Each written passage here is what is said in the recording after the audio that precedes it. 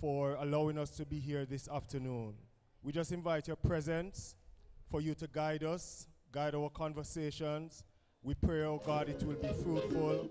And at the end of it, dear God, all of us will have a greater understanding as to how we continue to work together to make our community and Jamaica overall that place that we want to really live and bask in and to be peaceful, mighty God. We just declare the blessings of God upon this proceeding, and that you will, our God, just be exalted in the midst of your people even now. Those who are still yet on their way coming, hasten their footsteps, dear Lord, we pray thee. We give you thanks, we give you glory. In Jesus' name, amen and amen. Selah and Selah. Okay. Thank you. Now, we are, after saying that prayer, you know the Jamaican thing when we start, we say devotion and the national anthem. Yeah, we about to do that. So can you please, if you don't mind, for those who are standing, stay standing. For those who are seated, do you mind standing for me, please, as we say the national anthem? And yes, I know we're going to be very wanting to say Jamaica boom. If you're going to say the boom, say it in your head, please, because I know it's a thing that we do.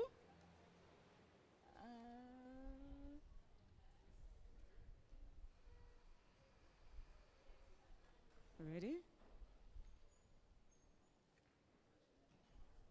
After 2, 1, 2. Eternal Father, bless our life. Guide us with thy mighty hands. Keep us free from. Be our lives through. Let's through. Lead us deep. Grant from all justice. Jamaica, Jamaica, Jamaica, Jamaica, we love. Teach us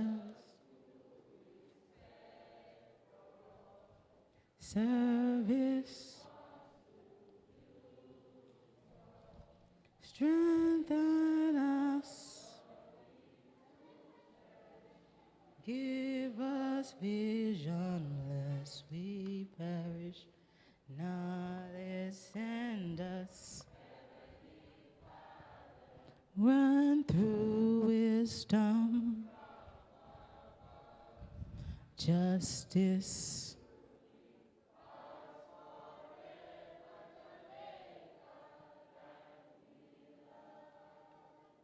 Jamaica, Jamaica. Thank you. Now you can take a seat. Now I know we are a tad bit behind time. We wasn't trying to do black people time. Oh, first and foremost, for those who don't have a seat, I apologize. And there's some seats available.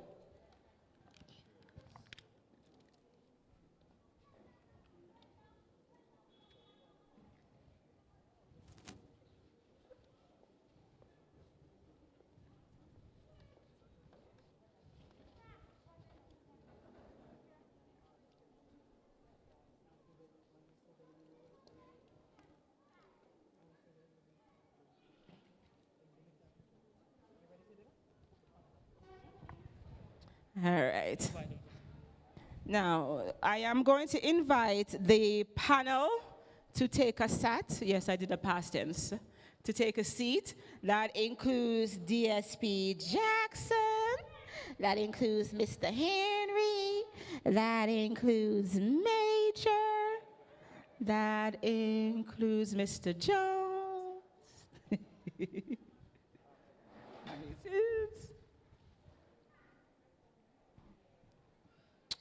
Mr. Robert Carr, you can make your way up there as well. Please and thank you. We have from Heart, Mrs. Lawson Hunter.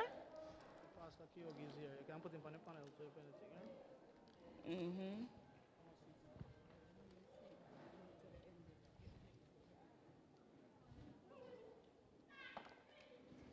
Listen to me now, yeah?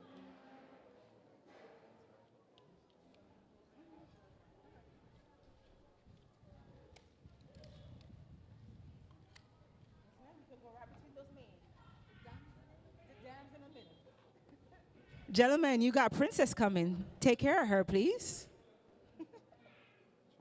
Check.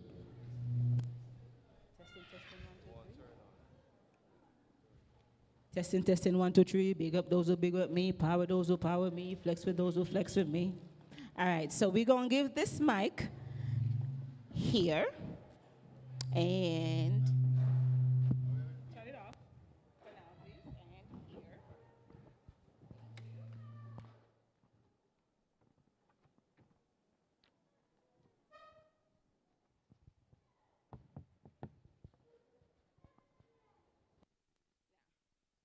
All right, so we are ready? We are about to begin officially. We are late. I apologize. So we are going to compress a few of the information. Welcome to the Transformational Vision Project. For those who are like, who is this person and why does she sound like that? My name is R.A. Blake. I am a criminologist. I am a criminal profiler. Yes, we exist in Jamaica. It's not just foreign it there. We're there here too. And I am the Caste Society within this project. I am going to give Constable Curtis Torres the mic for him to do an introduction of everyone, and then we proceed accordingly. Mr. Torres? Thank you.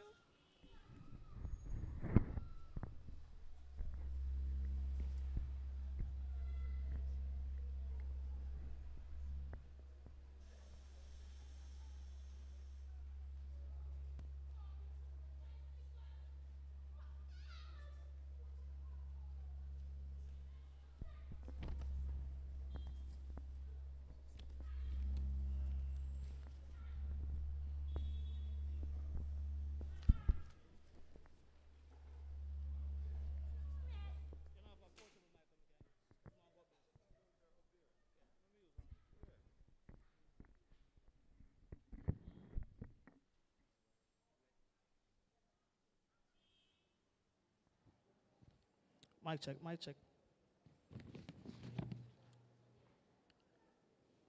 Good afternoon, everyone. It is a pleasure to have you here today with us to celebrate this momentous occasion where we have this wonderful panel to address your concerns, your queries, your business ideas, opportunities. This forum is not only a forum for persons that want to start business. It is a forum that will be used to integrate the community. Because you know, in Dedham Town, we have a lot of barriers and struggles and obstacles. But by the grace of God, we will overcome it. And today will be the start of a wonderful partnership with the police, the community members, the business stakeholders, etc. So on our team here tonight, our panel, to my utmost right, we have Mr. Michael Jones. He is the owner of Michael Jones Funeral Home. Put your hands together for Mr. Jones, please. To his immediate left is Major Brown. He is the Joint Commander for the Zone of Special Operation Dedham Town. Put your hands together. The man in the same color as me, the man that is behind all of what is happening today, was the one that implemented the intervention program called PICS in the Zone of Special Operation Dedham Town. And for those of you who are wondering what PICS is, PICS stands for Police Interacting with Communities and Schools. Our program is a program that seeks to integrate the schools, the community, and everyone working together with the police for partnering for a safer and better community. Put your hands together for Mr. St. George Jackson.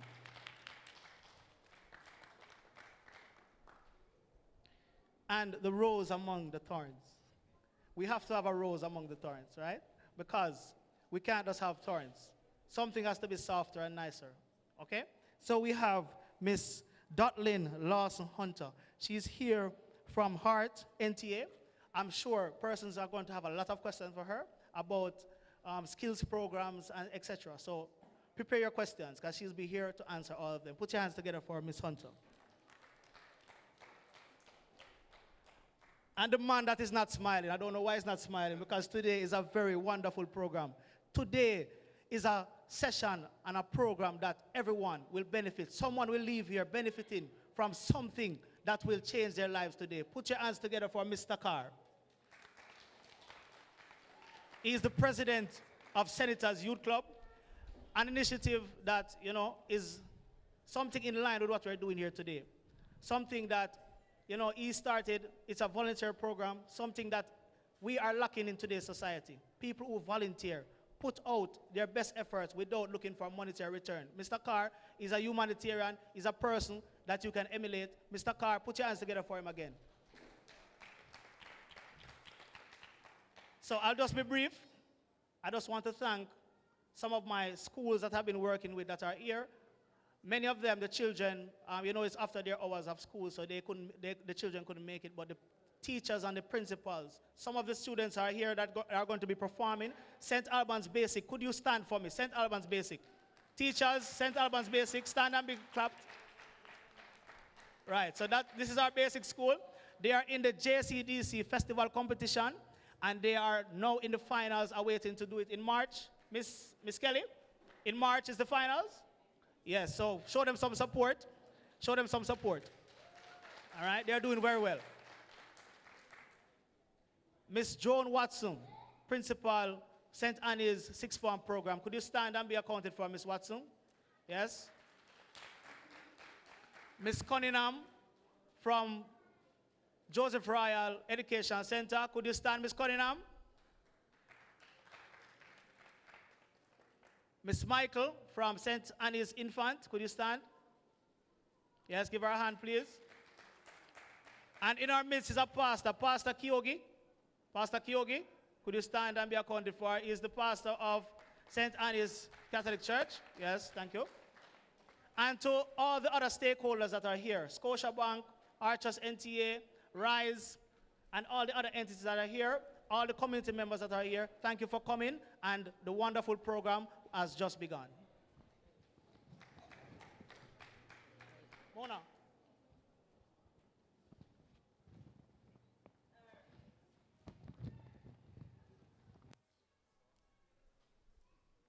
Okay, so before we actually begin to ask you guys some questions and to speak a little bit about what is going on, everybody's been waiting for a while, right?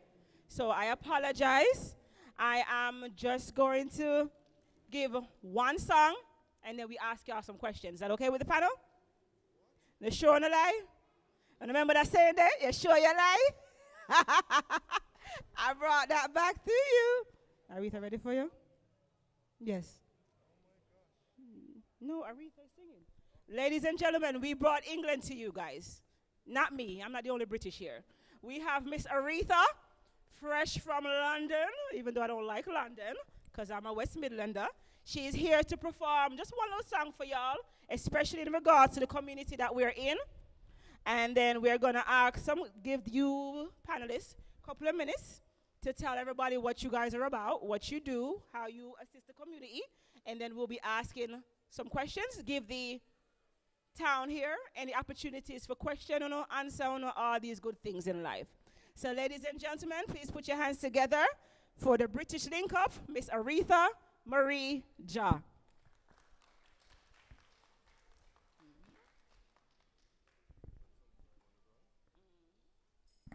Thank you, Mona. Thank you, panel. As Mona's rightly said, I'm from Britain, from England. I've been in Jamaica since October. My uncle passed away suddenly, and I was asked, well, I wanted to come and attend his funeral. But I've been here ever since, and I've been part of some community events which is so refreshing to see because the same sort of thing goes on in England. So don't think that Jamaica is the only place where there are issues or places in the community that need support and help. We have the same thing going on in England as well. Thank you, Mona, for inviting me. You're very hands-on, and I can see that you do impact the community positively. And so I'm honored to actually know you and be invited here today. So I am an up-and-coming artist. I'm also a fashion designer, and I'm also a wellness person. So if you have any issues that you think I may be able to help you with, please approach me about it. So I'm going to sing one song. It's called 1,000 Steps. And it's just really to reiterate that we've come from so far, and we may have another 1,000 steps to go, but we can do it because we've done it in the past, and so we can do it in the future. Okay, when you're ready.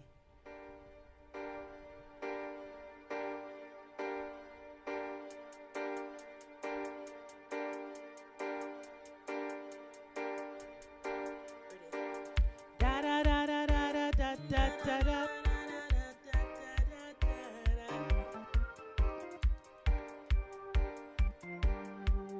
Da da da da do. 1,000 steps we've taken, 1,000 steps, no mistaking. 1,000 steps, yeah, we're moving. 1,000 steps, yeah, yeah. 1,000 steps we've taken, 1,000 steps, no mistaking. 1,000 steps, yeah, we're moving. 1,000 steps, yeah, yeah. Physically experiencing, spiritually influencing. My act order through our mothers and fathers, a spiritual network in honor. We're moving through space and time. We're created and manifested through our divine mind. 1,000 steps we've taken, 1,000 steps, no mistaking. 1,000 steps, yeah, we're moving. 1,000 steps, yeah, yeah. 1,000 steps we've taken, 1,000 steps, no mistaking. 1,000 steps, yeah, we're moving. 1,000 steps, yeah. Always connected to nature, related to the Creator. We are as they were, the twins, him and her. We're moving through space and time. We're created and manifested through our divine mind. 1,000 steps we've taken, 1,000 steps, no mistaking. 1,000 steps, yeah, we're moving. 1,000 steps, yeah. 1,000 steps we're taking, 1,000 steps, no mistaking. 1,000 steps, yeah, we're moving. 1,000 steps, yeah. Give thanks, Jamaica. We've taken 1,000 steps, and we'll take another 1,000 steps, because we're strong. As them say, we're talawa. Yeah, anything that we are faced with, we can deal with it. Thank you so much. Through our divine mind, yeah? Young people, you've got a divine mind. We're going to use it. 1,000, 1,000. Thank you so much.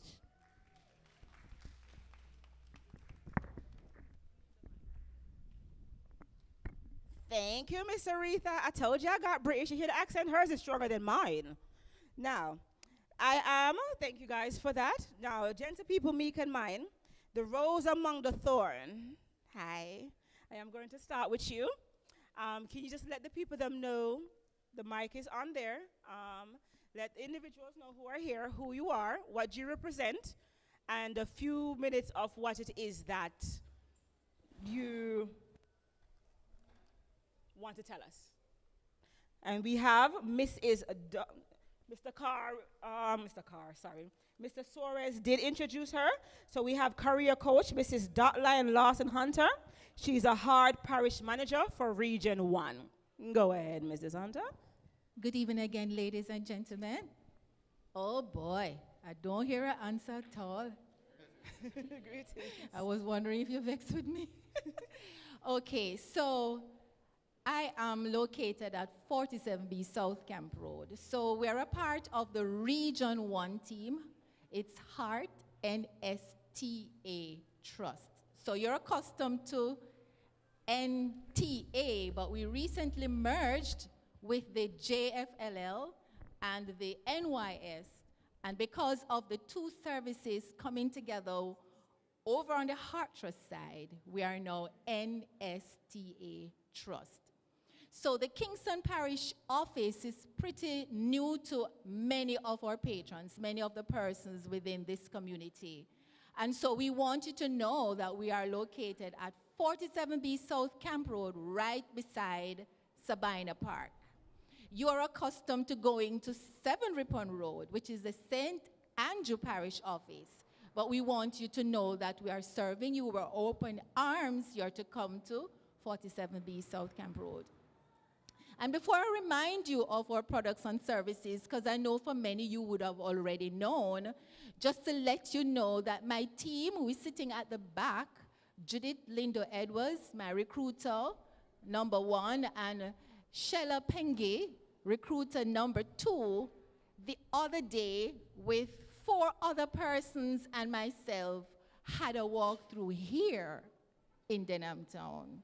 So I am sure none of our faces would be new to many of you.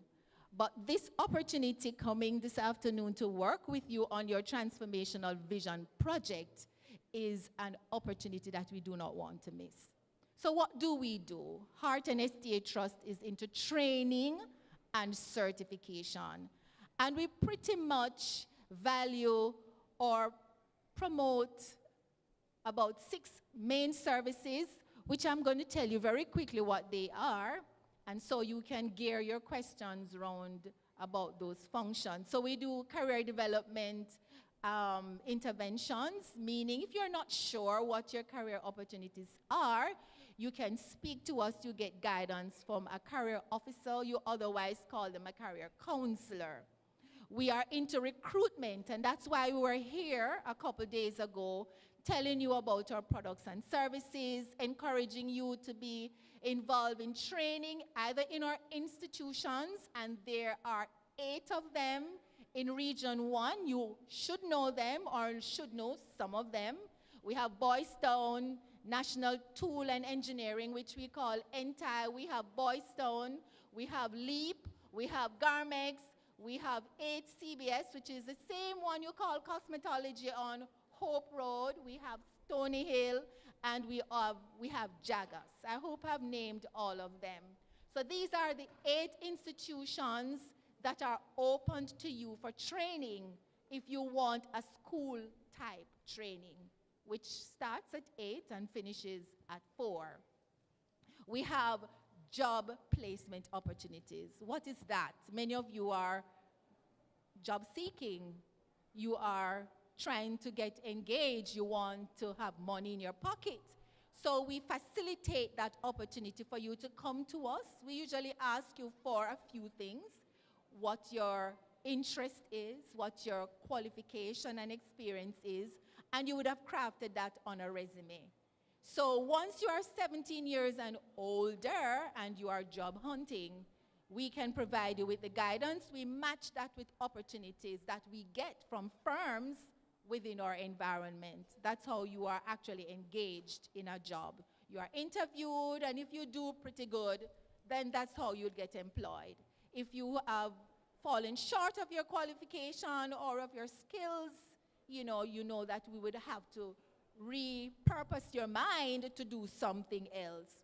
The training and certification we offer would have been either in institution or on the job. So apart from the institutions that I mentioned earlier, we have on-the-job training, which facilitates stipend payment and learning while you are on the job.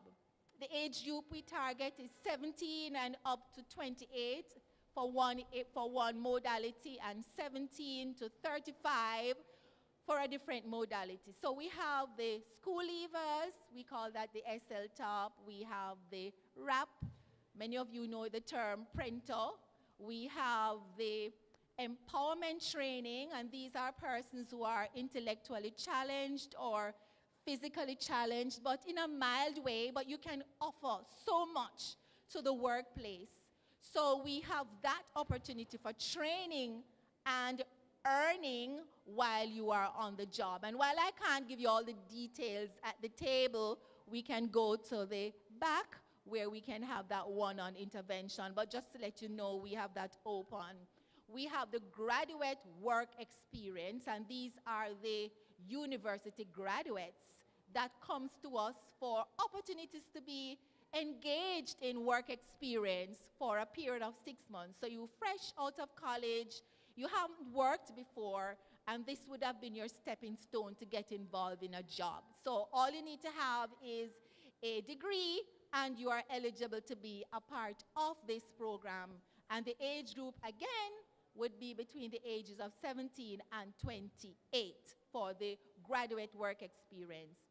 Of course, with all of the training, we want to ensure that we kind of encourage you to be a little bit more than just giving competencies in the workplace.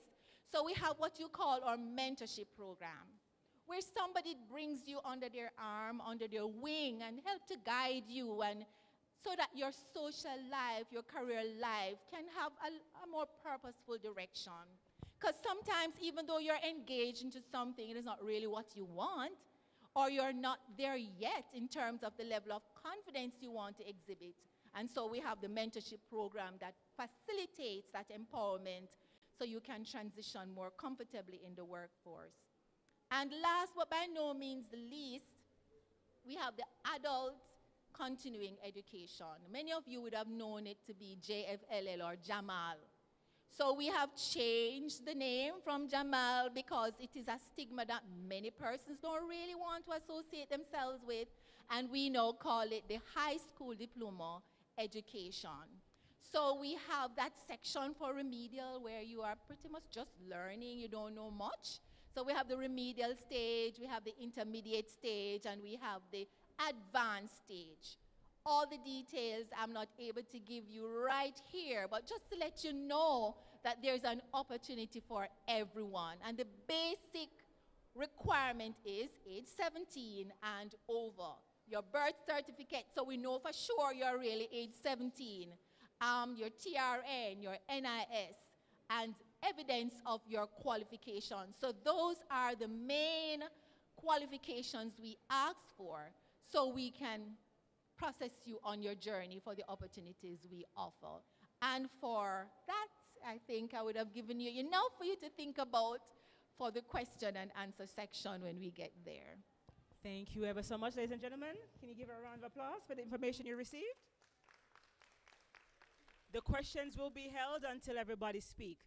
Now, Ms. Dawson, it's up to you to pass the mic to whomever you feel the need to pass the mic to. We're going to play that one. Okay. For those? All right, good evening, everyone. Whilst I'm observing the protocol, Mr. Suarez, that you set, let me recognize Sergeant McCoy and his team from Kingston West Division. And let me bring you greetings on behalf of the Acting Senior Superintendent, Mr. Brian Henry, who is also the Joint Commander for the zone. I am St. George Jackson, Deputy Superintendent. I am the Commander for the Zone of Special Operations. The zone was established in 2017, October 17, 2017, and under the Zones of Special Operations Law, what we call the Law Reforms Act, Zones of Special Operations, Special Security Measures, and Community Development Law. It mandates the security forces and what we call the joint forces And that is why you have Major Brown sitting beside me as the personnel operating in the zone under that law is called the Joint Force. The Joint Force, therefore, is mandated within the concept of maintaining a level of security for the agencies such as ART-NTA and JSIF, and we have Restorative Justice, I'm not sure if they're in the room here, and other agencies to come into the community, look at the social remedials that are required. And so the concept is clear, old, and build. We come into the community and make it safe, that other external agency can come inside the community and feel free and secure to carry out functions that will assist the people in the community and maintain presence while they do that by holding and support them as they build. After 7 years, you have to agree with me that we are within the build phase. And that build phase is why, in collaboration with the agencies, we have instituted a support system that will cause the police to be interacting with the community, interacting with our stakeholders, and ensure that we maintain good, permanent relationship with the people within the community. We have had many experiences, and this comes from the kind of culture that comes from the community. A culture of not having adherence to law and order. A culture of everything is easily given, freely given. A culture of anything goes. And so we come to intercept that culture by bringing what we know, both academically and by experience, and talking to people, interacting with people, and creating a relationship, at the same time maintaining a high level of security for the people here. But within that culture framework is the question of how people come together, form themselves, and commit criminal acts. And so we discover as we go along that we have just about 14 gangs in small Denham town operating in different modus operandi as it relates to criminal activities, having inter and intra gang conflicts as they go along and causing their problem to be solved by one weapon, the gun. And so it brings bitterness to the community. People feel revengeful when their brother is killed, their sister is killed, their father is killed, and so people live with this kind of revenge mentality. It is important that we recognize that these are real. And it's important that as the agencies coming into the community to understand the pain and suffering of the loss of loved ones that will cause people to feel revengeful, to intercept that with counseling and some form of intervention that will restore some mental capacity to contain those grief as a part of our thrust to ensure that we create a safe community. Importantly, though, that as we emerge in the zone, we continue to see the reduction of crime. And maybe because the zone was just introduced in the first 2 years, we have had one-digit amount of crime coming from a 2-year span of almost 50 murders within Denham town. And so the year continues and people get familiar with the police and we see the crime coming up again. We have to get closer to the community, and we have. Last year, 2024, we experienced 10 murders. The year previous, we had 12 murders. 12 too much. I think we can avoid that as we deal with our problems in better ways than it resulting in violence.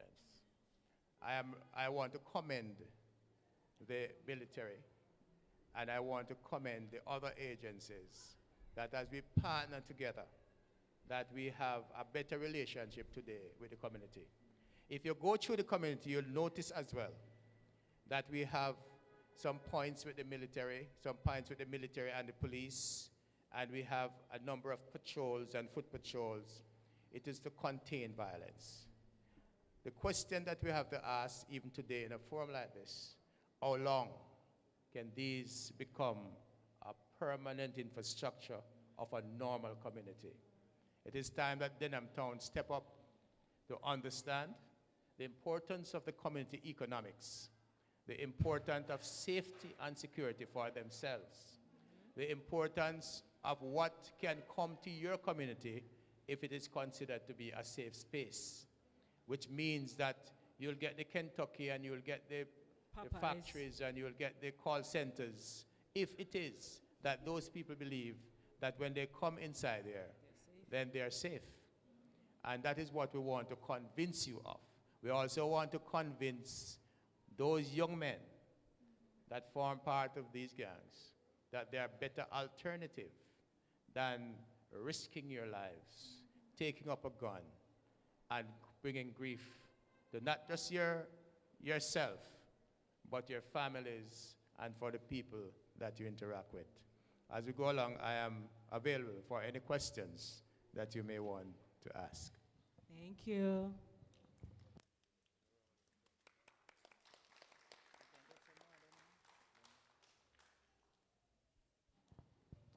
Good afternoon, everyone.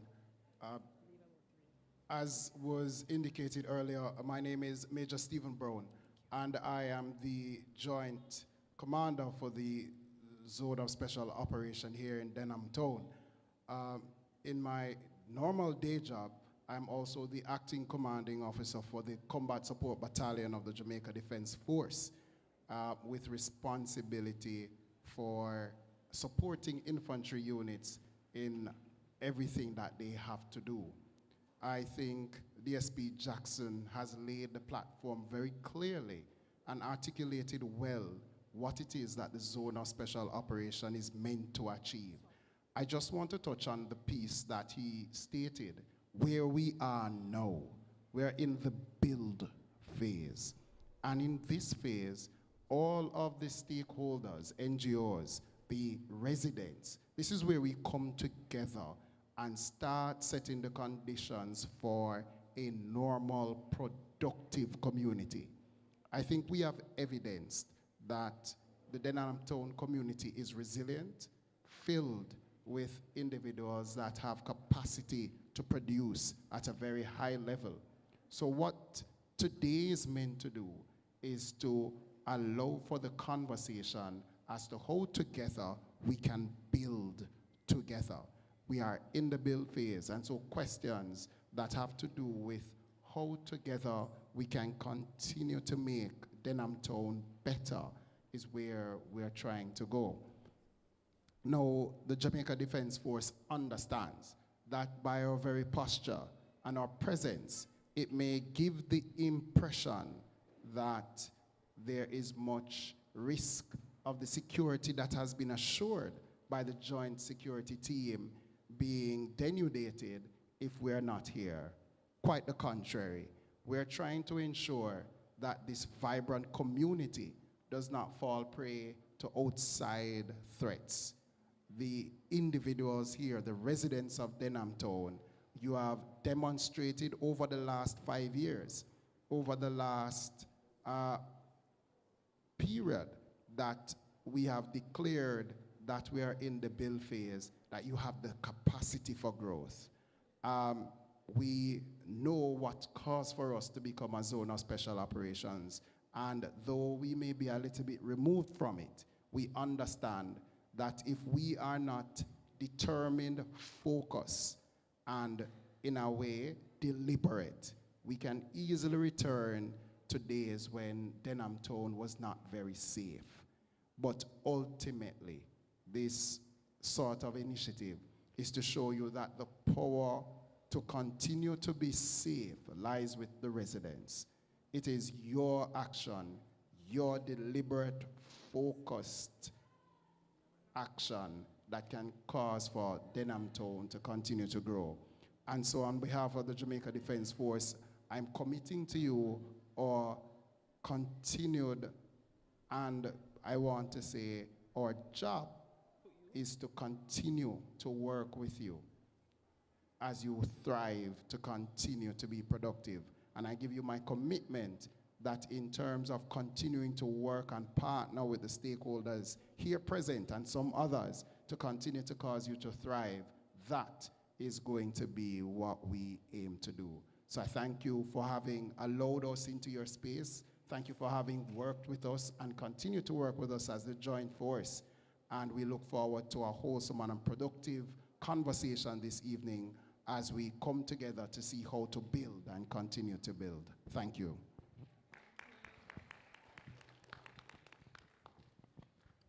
Good afternoon, each and everyone. My name is Michael Jones, CEO of Jones Funeral Home and Supplies at the corner of North and Oxford, a product of Denham Town community, born at Victoria Jubilee Hospital, September 13th, 1964, lived in this community up until 2010. Yes, right here in Denham Town. So I know the struggles, I know the problems, I know every road in Denham Town, every road in Hannahtown, every road in Tivoli Gardens. So any road block, I know where to drive to get out and in of this community. Amen? Now, we have issues in the community for years upon years. Some of us come and see, some of us adapt some of them. But what I've learned over the years, that if we have a community without Christ, without God in our community active, it's going to turn upside down by the devil. And as a child of God, that just of the peace, a businessman, and still a resident of the community, because I'm here every day of the week, I'm still here. The only thing I don't sleep here at night. I just want to put in my little input this afternoon to see how we can move forward and let Denham Town be a better place for our children that is coming, who is here already, our grandparents, and even visitors who want to come feel safe in this community. We have to make sure that we don't leave out Christ in whatever we do. The Word of God said, my people perish because of lack of knowledge.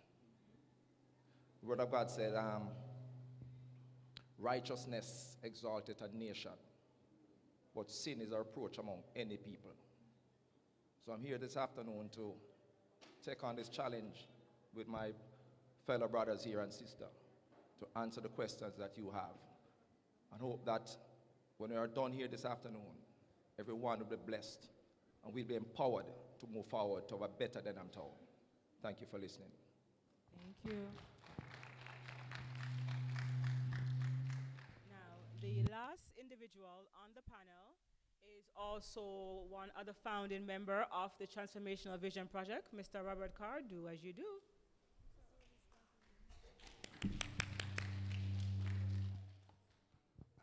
Evening, ladies and gentlemen. Evening, members of the panel, members of the Jamaica Constabulary Force, DSP Jackson, Major Brown, Mr. Jones, and Ms. Hunter. From the Heart Trust NTA, we want to welcome you to Denham Town. Residents who found the time to come out and see what's happening, we are grateful. And I can assure you that what you will hear today will encourage you to participate in the development and transformation of Denham Town through our Transformational Vision Project. DSP Jackson mentioned that the Zone of Special Operations in Denham Town is part of the crime reduction strategy. And under the Section 3, subsection F of the Act, encourages the promotion of social and economic development within the communities impacted, which in essence would identify vulnerable and at-risk individuals and implement strategies to engage them and provide requisite support in partnership with government agencies and critical stakeholders. This is what the Transformational Vision Project aims to achieve. The project is a direct response to the need for socio-economic development within Denham Town. The project is aimed at transforming the community, reducing crime and recidivism. If that word sounds too much, it means these repeat offenders, criminals who may have been arrested, sentenced for whatever time. When they are released, they return to their criminal activities. So we want to reduce that by providing opportunities for employment and education, as well as business development. The project also seeks to combat behavioral issues and create a positive ripple effect in neighboring communities. The project will commence here, but will also be introduced in other communities other than Denham Town. This initiative is spearheaded by the youth club that I am the president, the Senators Youth and Community Club, located at 28 Regent Street in Denham Town. In partnership with Police Interacting with Community and Schools, PICS, the Criminological and Social Sciences Society, and the Denham Town Zones of Special Operations. The vision and objectives of the project. The project envisions a Denham Town where individuals feel safe, empowered, and motivated to contribute to their collective growth and development. So we want residents to be part of whatever is happening to transform the community. The key objectives of the project are: 1, community development. Under this objective, we intend to enhance the infrastructure and resources available within the community and create a safe and productive environment for all the residents. 2, crime reduction. The project aims to promote the implementation of effective crime prevention strategies and programs that reduce crime and recidivism rates. 3, employment and entrepreneurship. The project also aims to provide opportunities for skill development, employment, and support for entrepreneurial ventures that fosters economic growth. Education and youth engagement. Project aims to offer educational resources and youth programs that promote positive behaviors and leadership skills. Mental health and behavioral support is also an aspect of the project. We intend to provide mental health services and support for individuals dealing with behavioral issues. And next, community pride and engagement. We intend to instill a sense of pride and unity within Denham Town through cultural preservation and active participation in local community initiatives. How are we gonna do this? The key activities involve infrastructure improvement, where we'll be renovating and expanding community centers, sports fields, and recreational areas to create safe spaces for community activities. Youth programs, implementing tailored, psychosocial, educational, and professional development support for youth to build resilience and reduce involvement in criminal activities. That's where we and the security forces have to work closely to achieve. Skill development workshops, offering reskilling, upskilling, and new skilling programs to equip individuals for the modern workforce. That's where the Hard Trust and the other agencies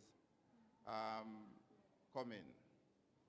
Entrepreneurial training, to provide resources and training to help individuals to start and sustain their own businesses, fostering local growth and economic growth. The other partners, including the Jamaica Business Development Corporation and the other stakeholders that are involved in offering these services, are on board. Mental health support services will be aiming to offer counseling and mental health services to address behavioral issues and promote overall well-being.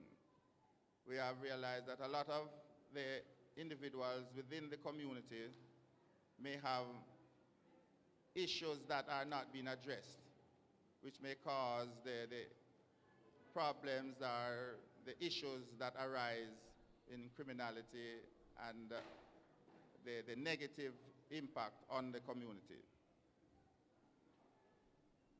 Community events and celebrations, which involves organizing events, activities that celebrate the achievements, milestones, and the unification of the community. Next is collaboration with law enforcement. The law enforcement team provides the framework for fostering development, growth, and a sense of security within the community. So we will be enhancing police-community relations through collaborative effort, dialogues, and trust-building activities. By addressing these areas, the project aims to create a Denham town that is thriving and empowered and serves as a model for other communities to follow.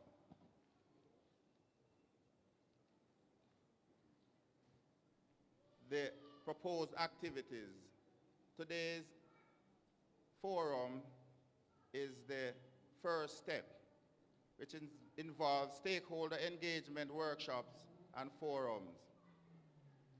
The project will organize workshops to bring together public officials, private sector leaders, community organizations, and residents, as we are doing here.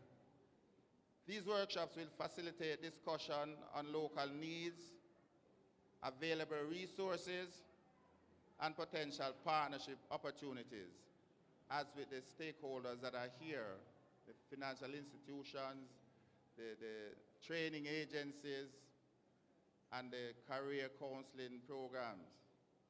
So we develop and create partnership models that address specific community challenges, such as infrastructure development, training, and financial literacy programs.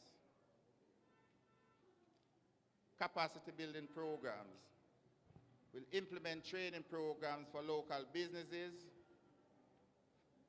on sustainable practices and innovation. We'll also launch pilot projects that exemplify successful partnerships, collaboration, and use this as a platform for further analysis and adoption.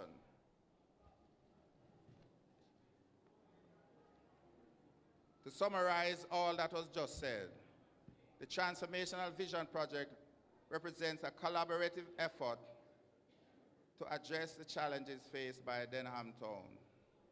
By fostering partnerships between public entities and private organizations, innovative solutions can be created that will not only drive financial growth, but also promote sustainability and inclusivity.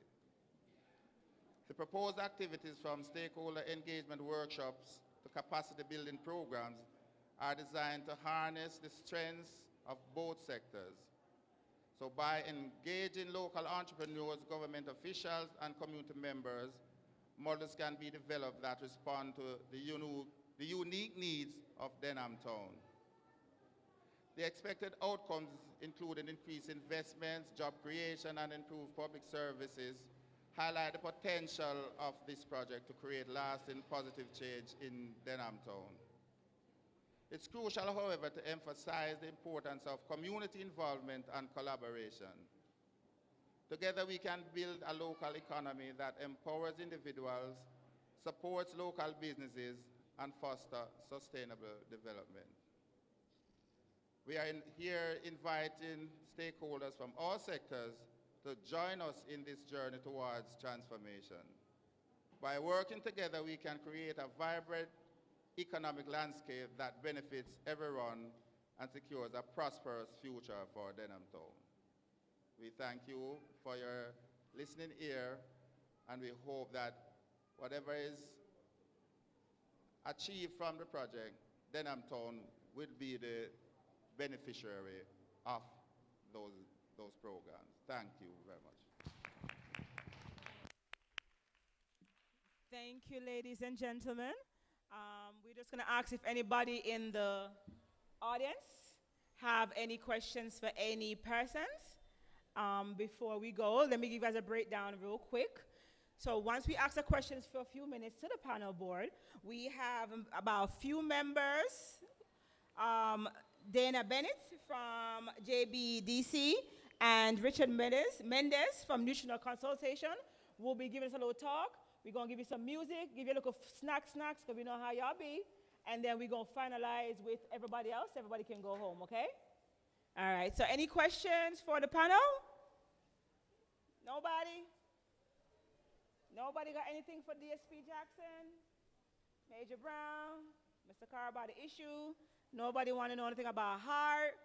We know our funeral home already because I'll be a dead people there, then I'm torn. But any question? No? You sure you lie? I have a question for you. I'm just going to make one question and everybody just can answer that and then we'll go. Ready? In regards to collaborations, how can law enforcement and community organizations work together to create a safer neighborhood?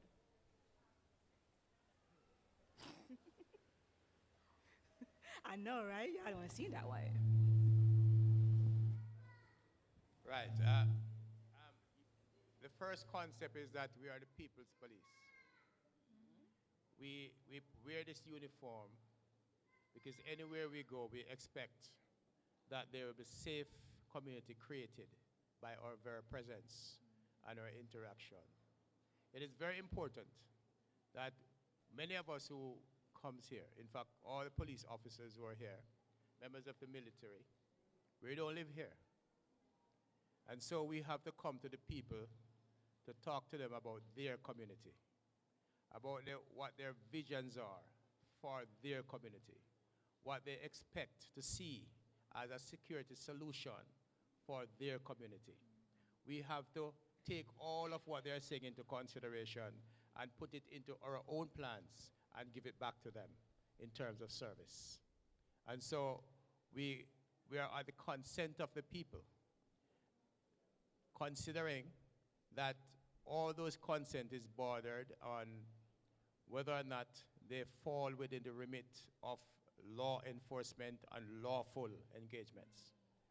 And so our partnership with you is not just Denham Town, it is the transformation of the Jamaica Constabulary Force.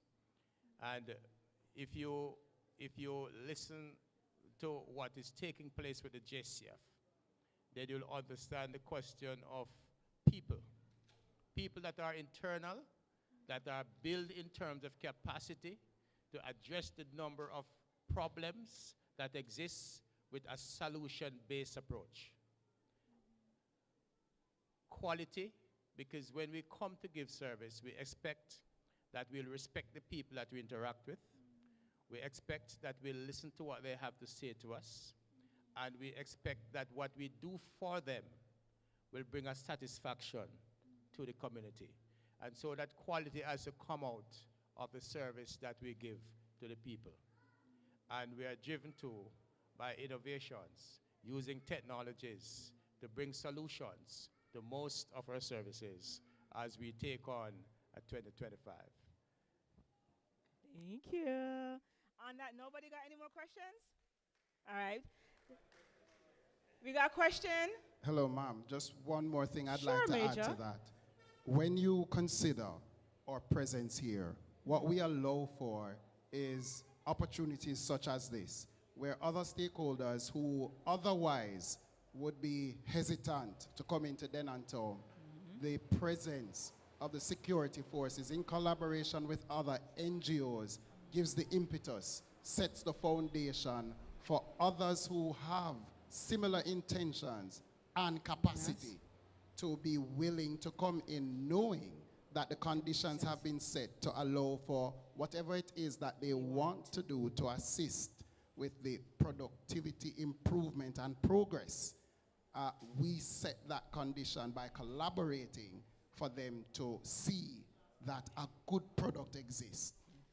The one thing that you can set your pot on fire with is people love to be a part of success. Yes. So when we collaborate as NGOs with the security forces and show that something good is happening in Denhamtown, it sets the environment for others to come and partner, and in so doing, we can grow from strength to strength.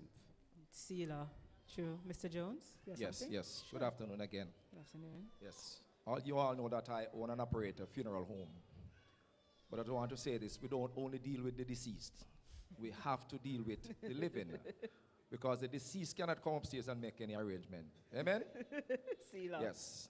As a businessman in this community, for years, I've been inviting youths from the community, vulnerable youths, getting them off the street to come in to Jones Funeral Home and learn a skill. We do carpentry, because we make caskets. Yes, we paint caskets, so we do painting also, and we do embalming. Today we have 8 workers at the office here today, at the business place, and 5 of the 8 persons is from this community. One female work upstairs in the office. She's a receptionist. We have 3 young men work in the morgue. They are embalmers. One of them is in training. He's a student of the Montego Bay Community College, and he's the head of his class. Nice. Why? Because I took him in before he started school, so he was well advanced. And there's another guy that's living in front of the City Mission Church, Mr. Corinne Thompson, who is a supervisor there. It's 2 years now since he's there. So I'm partnering with the community to get some of you young people to come in and learn a skill. Many places when you go to get to learn, you have to have how many subjects and all kind of stuff. All we need from you people to do is just send them in. Send them in. We will partner with you and we'll help to develop some skills in them so they can have a brighter future. Thank you.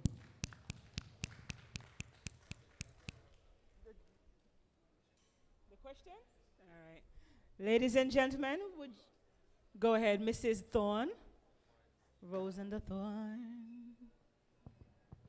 It's ready? Right.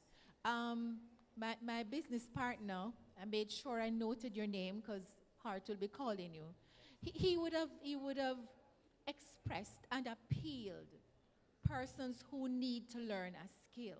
Remember earlier when I mentioned Hart is into training and certification? I want to just reinforce that that's the place to start. When we look at training not only targets the competence of the individual, but the changes in behavior. Our JDF and JCF collaborates sitting here at the podium would have indicated that they want to make the place safe. But at the same time, you need to ensure that you begin to inculcate in your mind a difference in your behavior. And training helps to change that. And the fact that when you embrace the training, somebody else is looking out for you, guiding you, coaching you, and for providing that protective shield about you so that the world will be a better place by you coming into it and contributing to it. It means that every single person here at this platform on the panel is here to work with you. Then I'm told this is your opportunity. And the appeal is today. We don't want when we leave here that all of this information just die, where we have to begin to create coffins. Yeah, that's what we want. That's not what we want. We want persons who are running about on two legs to be able to have an independent mind and contribute in a creative way, your own talent, your own behavior. And a transformed society can only happen if you want to change. So ladies and gentlemen, young women, young boys, age 16, I told you earlier on, wait until you get your age 17 on your paper, come down to 47B South Camp Road. We want to know that you are here. We are here for you. So let this opportunity be a starting point for us, a starting point for you. Together we can change the world. And that's where the 2030 vision, is it 2030 or 2050 now? The 2030 vision begins right here at Denham Town today. Thank you. Ladies and one Denham apparently. Ladies and gentlemen, if there's no questions for the panel, can we please give our amazing first panel a round of applause? Come on, I'm not here to clap. I want hungry? Me help you now. Thank you, ladies and gentlemen, for a seat. Would you mind? We have snacks and food for you guys later. But now just work on it. We are feeding it too. So thank you for taking us that. Now, while the panel is, they can stay or they can leave, we have an individual for nutritional value, Mr. Richard Mendez. I know no love on the belly, so that's why I'm floating nicely perfect. Mr. Mendez, you can take the mic from the panel table, please, and thank you. And if you can project your voice a little bit, I would appreciate that. We are streaming on YouTube, by the way, for those who want to watch on YouTube. We're on YouTube, iYard Radio. Thank you. I am Richard Mendez. I'm here in the capacity as a nutritional consultant. I do wear many hats. Congratulations to the head table, Jones businessman, Major Brooks, DSP, Major Brown, sorry. DSP Jackson, art representative, and the Transformational Vision Project member. They did a fantastic job. But I must say, at this time, the police, in collaboration and support with the army, is doing a spectacular job in Jamaica. And today, I believe we have a totally better and a different police force. Do you agree? Give them applause. I do that. Customer service is definitely different. Okay, I had the opportunity to be invited. I'm a nutritional consultant in my capacity. I have a display over there. So persons might be asking the question, how does nutrition collaborate with transformational development in communities? I have experience in this area as a guidance counselor and as a municipal chairman, council representative. Now, I have been doing work in the communities similar to what the table here has exposed that they do and collaborate. But while I do that, I try to say to persons who are healthier or healthy are normally happier persons. These persons tend to be more productive, more supportive. If you are sick, what can you do to help developmental projects and prospects and support? Can you train a group of young boys? Will you have the energy, the capacity to go out if you're not healthy? Hence why I am here to collaborate the introduction of health and nutrition. Over by the booth there, my parent company, I must say, is Artist Life. By our booth, we have the general products, like multivitamins, prostate ill health product for men, you call that a male factor. We have anti-aging products over there, and in general, health and nutrition in general. But most important today, I want to share with you, outside of taking products internally for your health, Artist Life has a reshaping garment that you are able to wear. So much of the display over there, you see a male. It should be a black man, eh?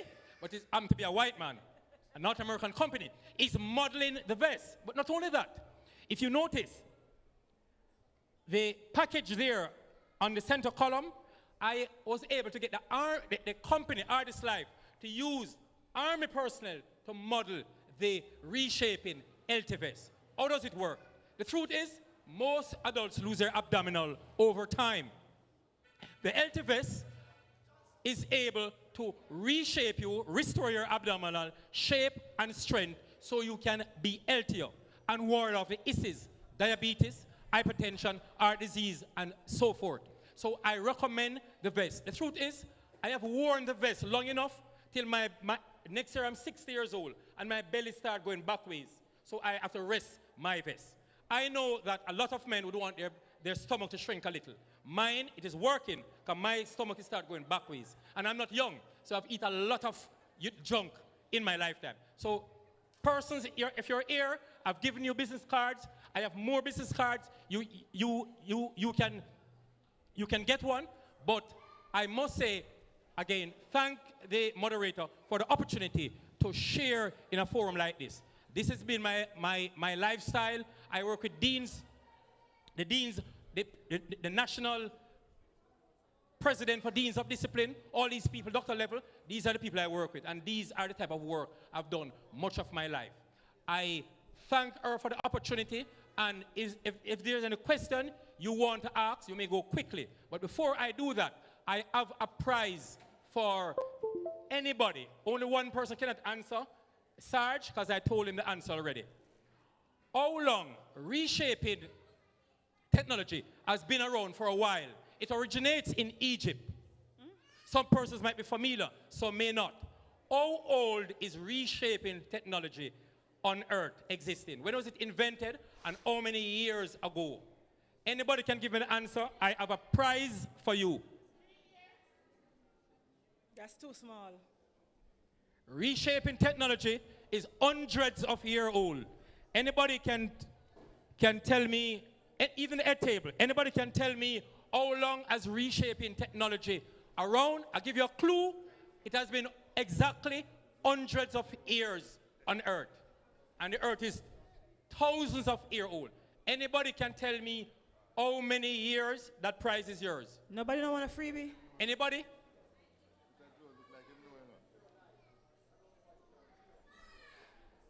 He said around the time of King Pharaoh. He is close. Anybody else? He's very close. Anybody else? Anybody else? Reshaping technology. How long? I do not want to take home the prize.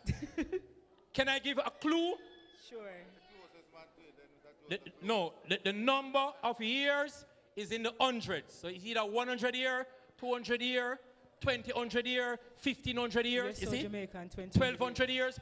How many hundreds of years has reshaping technology been around? Did I hear it? Huh? 150 years? No. Somebody said 500. 500 years? No. More than that? Half of that? Anybody? 1,000. Stand up. He got it. Reshaping technology originated of Egypt, has been around for 1,000 years. What he gets here, what I give him, are a pack. You can speak to me after, and I could get. I have size to fit everybody inside here. Everybody. These here are glasses, drinking glass, that you use and measure your L products. These are 4-ounce glasses that you are used to measure your L products. So when I sell a person a cleanse, I would give them one of these glasses. So he has 6 of them. So he has to buy products to use them. Right. So he'll be my first customer today. As I say again, it is very interesting here. I like the spirit, and this has been my life as a municipal council representative, as a guidance counselor, and somebody working in the community all my life. Thank you for the opportunity, and God bless the health table. And right where I started, I believe, as a trained researcher, I believe that the police force today is a different police force. They are reminding me of the police force in Europe, in England, the police force that I see in North America. It's not about guns and bullets and draping up people. This type of community policing will transform Jamaica. Jamaica will be a totally, your grandmother is going to tell you, she might go lose her, getting blood in her side, and one day she'll get up and say to you, am I still in Jamaica? Tell her yes, we are living in a new Jamaica, primarily and spearheaded by the police force in collaboration and support with the JDF. Thank you for your time, and bless everyone. Thank you over so much, Mr. Mendes. I can't ring, I can't sing, so I'm not going to make it rain.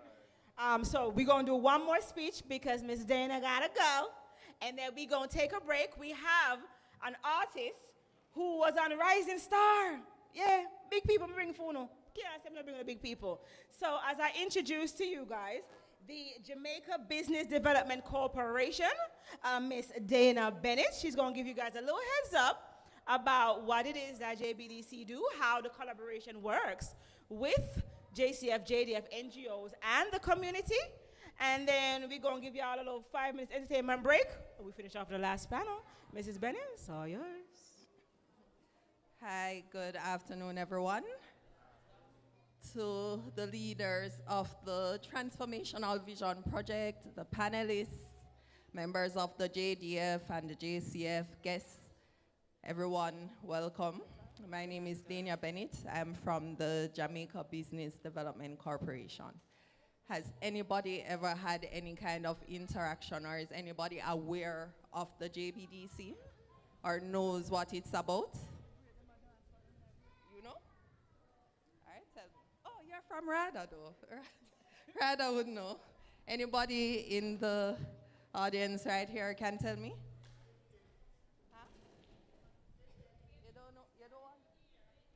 Oh, I was saying if anybody is aware of what the JBDC is about, or have you heard about it before? Have you? All right, well, we are the company. Oh, sure. Okay, we are the government company responsible for assisting small businesses in Jamaica. So the government has mandated us to provide support to persons who want to start a business or to develop the business further. Is anybody here involved in business right now? You? What are you doing? What are you doing? I sell bag and so on a town. Oh, you sell bags. So you do retail. You make the bags? Do you make the bags? Okay, so you just buy and resell. Okay.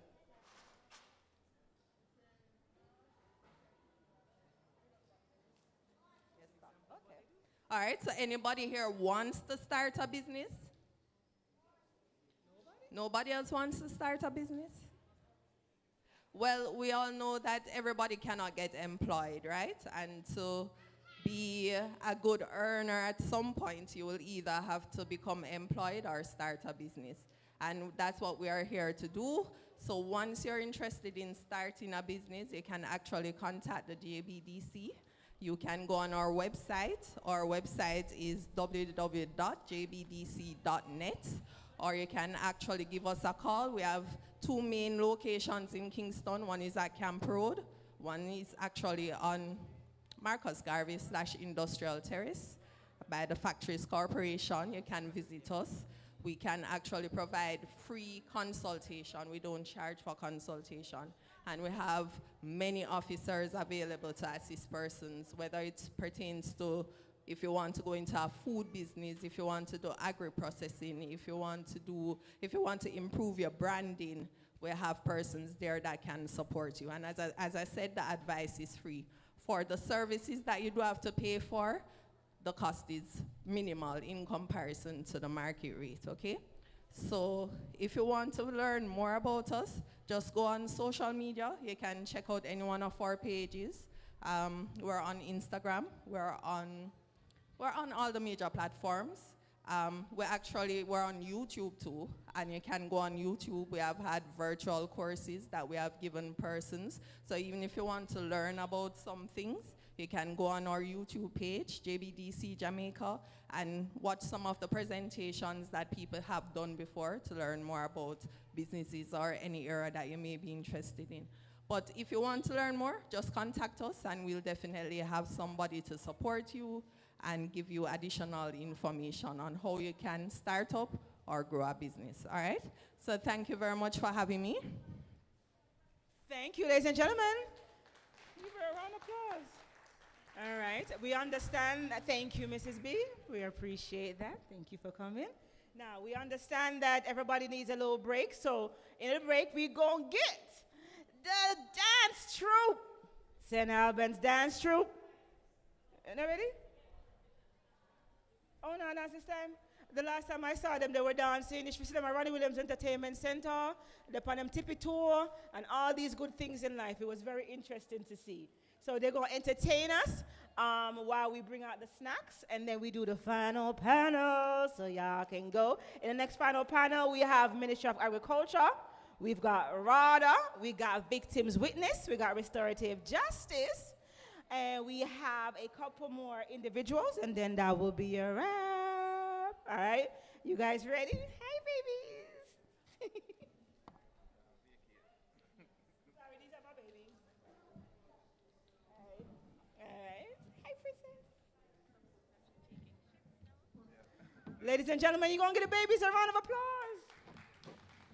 Come on, I'm not that hungry. Stop it.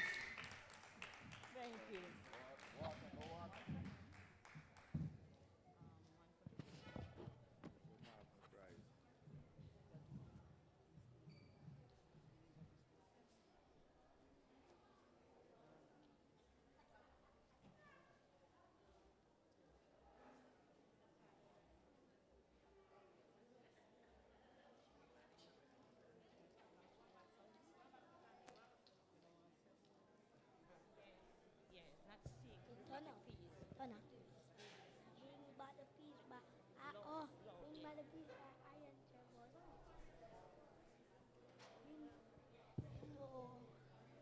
Bring back the peace. Check, check.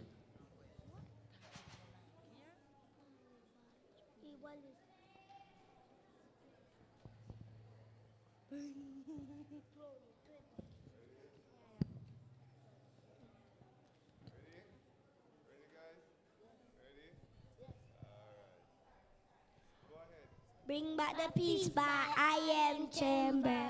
We once walked through community near and far, but there was no such thing as war. Each one was his brother's keeper. In each heart, love was much deeper. Then came strife and ancient with it, from strangers down to the nearest king. Our motto we pushed aside. Our national pride we show no pride. Wake up Jamaica, one and all.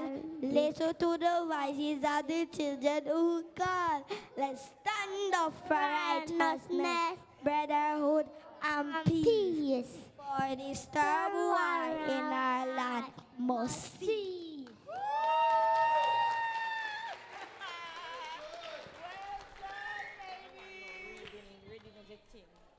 Thank you, babies. Give them a round of applause again. And they remember and retain the information. We got one more for you, and then we enjoy the pageant. Go ahead, little mama. Ring is the thing by Eden College. Ting-a-ling-a-ling. Reading is the thing to make you fit to be a king. Read when you're small, read when you're tall. Read, read, read, and then have a ball. Mama must read, Papa must read. Granny grab a book and read, read, read. Read in the morning, read in the evening. Don't be surprised when you read one dreaming. Ting-a-ling-a-ling. Reading is the thing to make you fit to be a king. Woo! Well done. I know you guys outside are jealous. You totally missed that. You totally missed that. Ladies and gentlemen, that was St. Albans Basic. Look out for them for the JBDC competition and make sure to vote for them. Yeah, then I'm told vote for them. All right, we're going to do one. Before I bring the performer, I'm going to get the other individuals on the table. And then we have Nastic, who is the individual from Rising Star. Break up the monotony, give you guys a little performance. We do our little panels, chit-chat, and then we go. Everybody okay with that? Everybody okay with that? Sealer. I take that as a sealer. So on the next panel, I need, please, Mr. Matters, Victims Witness, Support, Mr. Burke, Restorative Justice, and Mentor, Ms. Ava Nunes, Restorative Justice as well. We are supposed to have Rada and Minister Rada, aka 4-H Club. He's there? Yeah, perfect. And DSP Daily, please take a seat on the hot seat. So let me repeat my name, DSP Daily, 4-H Club. I know you're looking at me. Rada, I know you're looking at me. Mrs. Nunes from Restorative Justice. Mr. Mattes from Victims Witness Unit, and Mentor Damian Burke from the community. Please make your way. Mr. Nastic, you're going to entertain the crowd while everyone take their seat. We are bringing out little snacks for you guys, little sandwiches. So for the meat eaters, there's corned beef. For the non-meat eaters, there is tuna. Okay? So we can't say we're not going to look at something for the belly. All right? Go right ahead. Ladies and gentlemen, Nasty, give everyone an applause, please. Yeah, blessings. It's a blessing to be here, you know. And it's a full joy to know that the community come around. You know, all of this what the panel was talking about. You know, we need love, you know, from each and every individual to carry out and let whatever the panel were talking about to make it work. You know, man, some people. So this song is one of my single name, Let Love Abide. And this one is about love, unity, and peace, and how we shall come together and live as one. Blessing. Run it off. Oh, yeah.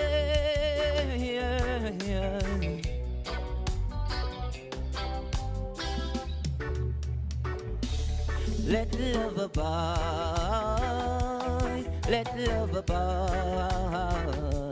Set your spirit free. Love gonna take us to the Almighty. Abide, let love abide. Set your spirit free. Love gonna take us to the Almighty. The crab in a barrel lifestyle will never work. The pushing and the shoving, the senseless killing. Oh, the material things, when are we gonna end? This low vibration living, oh yeah. We gotta move to a higher dimension.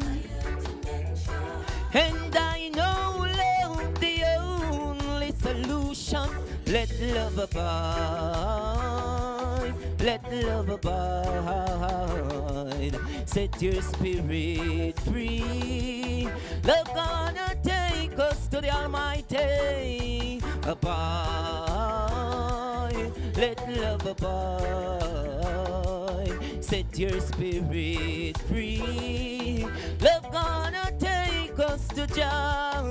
I said, don't you run.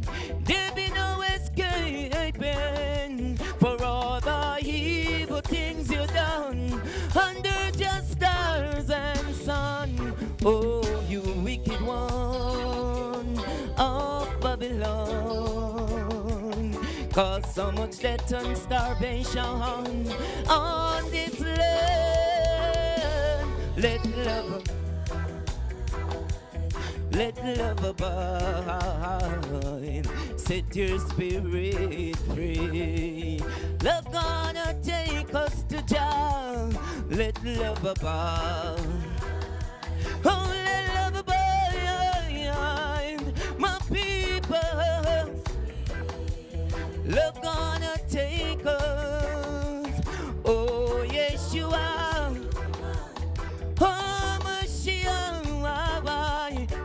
Ghost, oh Jah.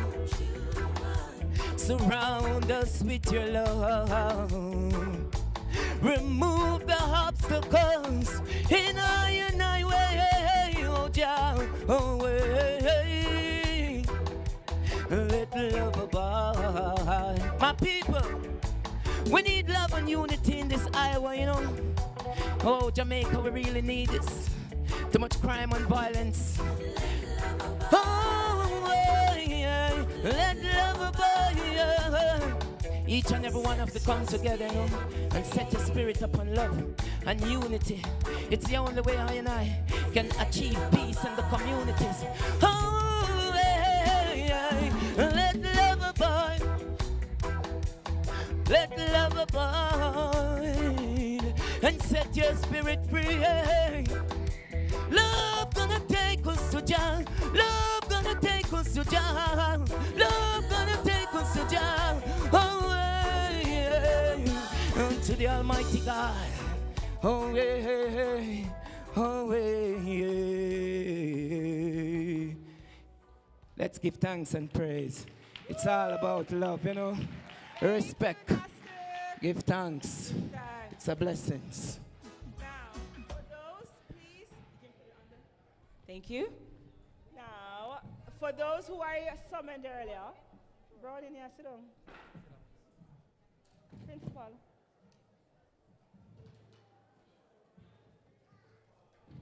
You know, go there. The panel.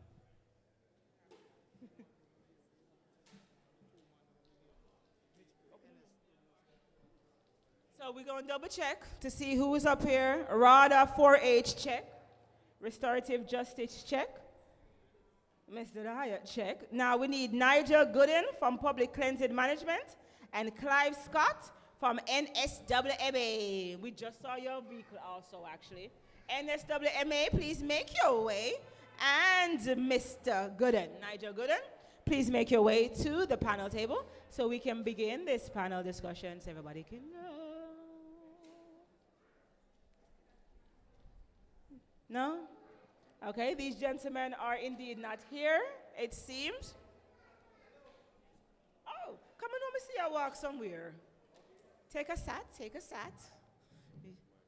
Just sit here, sir. There's two.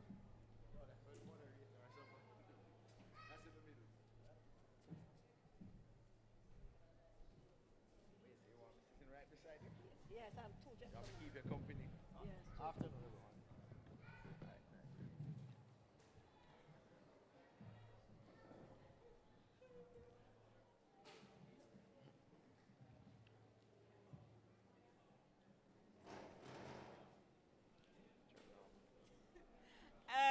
righty then. No, all right. Now, we are taking a seat. We're going.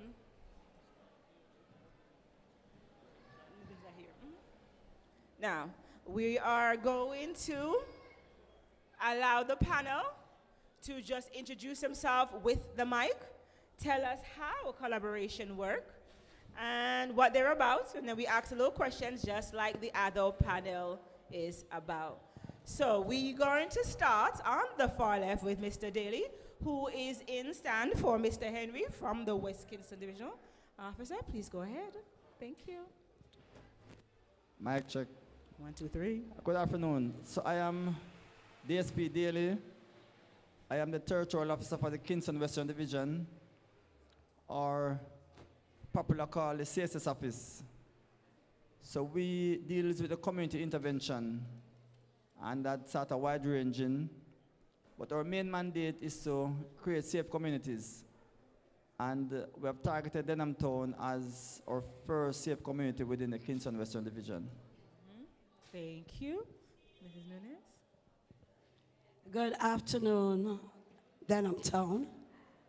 My name is Ava Williams Nunes, Parish Restorative Justice Officer, working here from the Ministry of Justice, working here in Denham Town. Restorative justice, as you know, resolves conflict, and as we know, conflicts, though sometimes natural or normal, when that conflict comes unnatural, then it's necessary that persons are going to be crying for justice.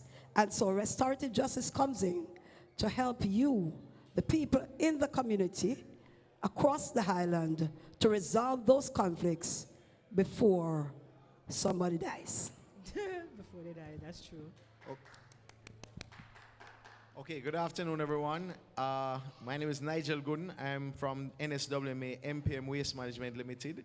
So we are your garbage collection. We provide services for your garbage collection in the communities. And we're here to assist and offer any advice and inform you about your garbage collection.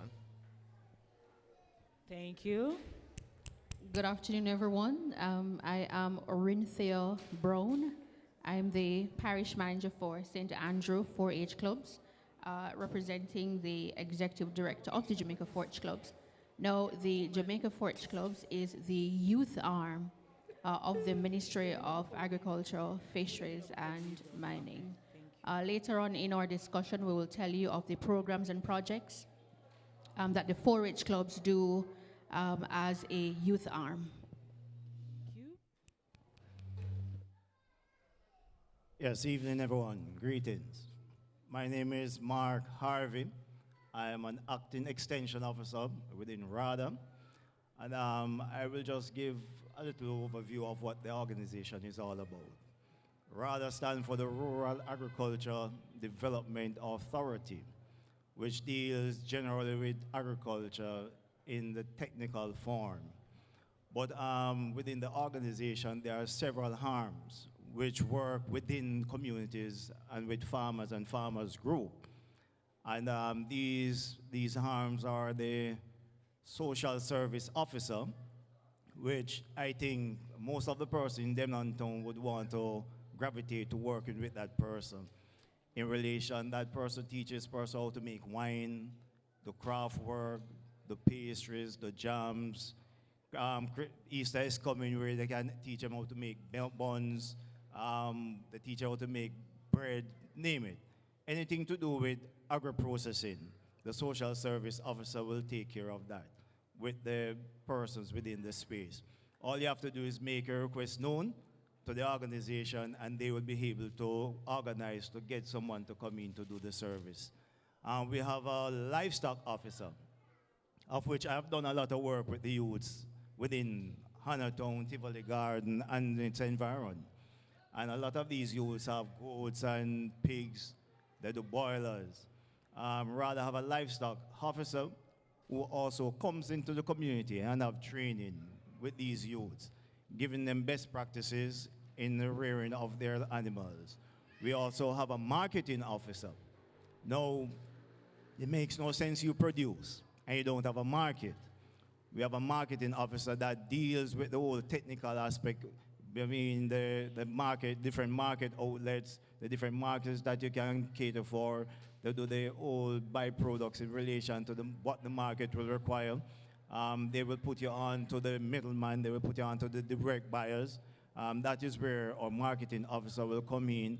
He will also carry out training in how to package, how to do labeling, how to do the whole transporting of the produce, how to do slaughtering, and to do the necessary packaging in relation to the market that you are driven for.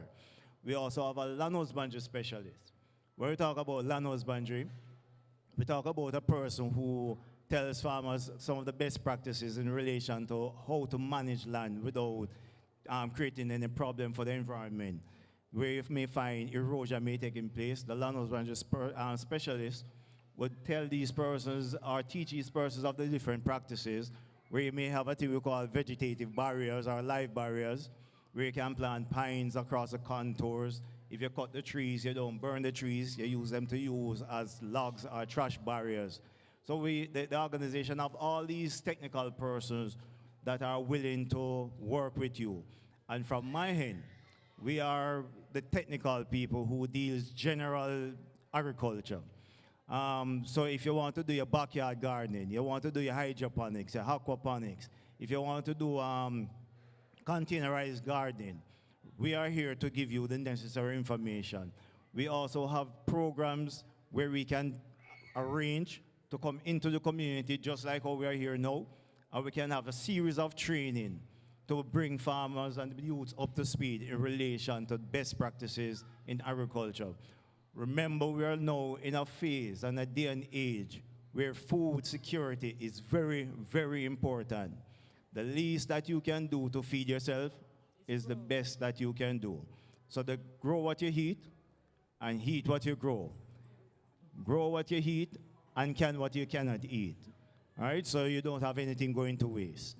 All right, so that's it from me for now. Thank you. All right, so I am going to ask a question, and the question is going to incorporate with whatever your field is. So you answer what you do, same way Mr. Rada answered, but incorporate the question in that. That's okay? All right, perfect. My question to you guys is, how can your ministry or your company or your organization help with the behavioral problems within the community? Anyone can start. Please and thank you.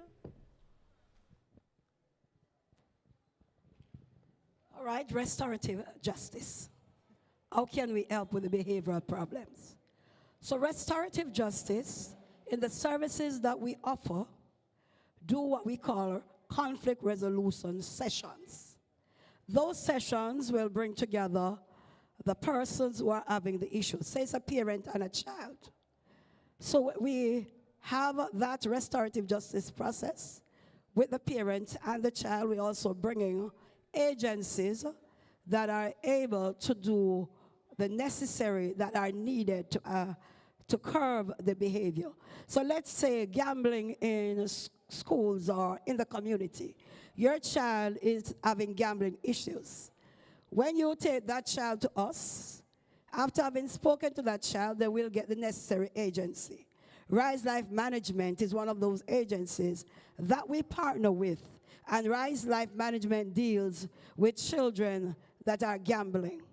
We have our Victim Service Division of the Ministry of Justice that will handle the counseling side of it, that will deal with whatever it is that is causing your child to be misbehaving. We also have the child diversion side of it that also helps to keep that child from going further and getting him or herself in trouble with the law. And so restorative justice in angling behavioral issues, as I said, we start with the process of the conflict resolution session.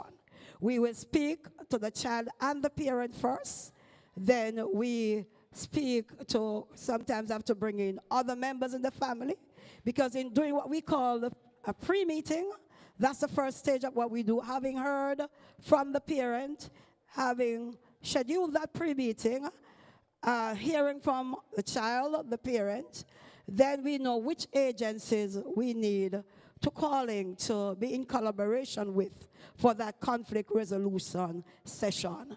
We never leave any matter, any child, nothing unresolved until we believe that this child, this family have been helped. So we go and we'll do all that we can until we bring a closure and is sure that the behavior is curbed.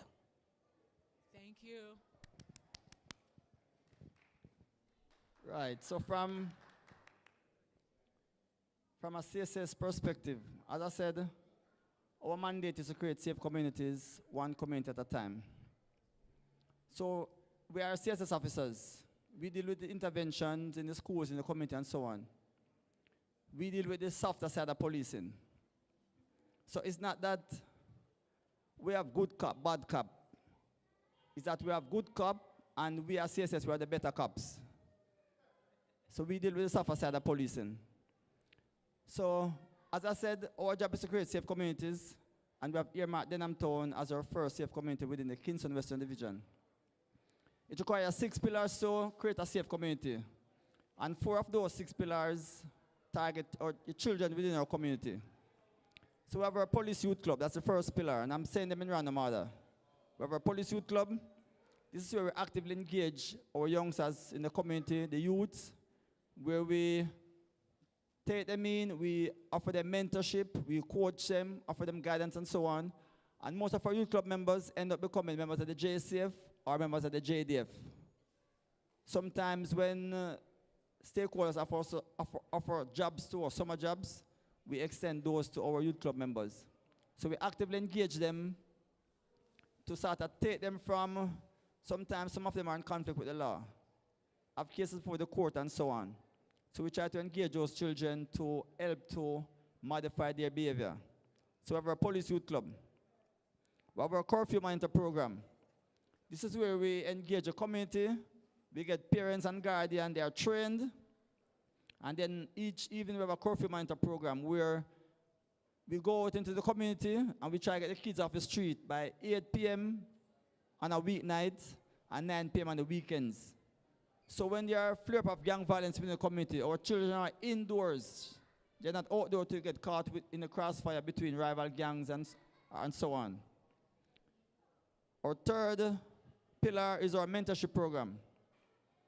This is a partnership between the school, our parents, and the police. Sometimes we have children who go to school, but they don't actually attend classes.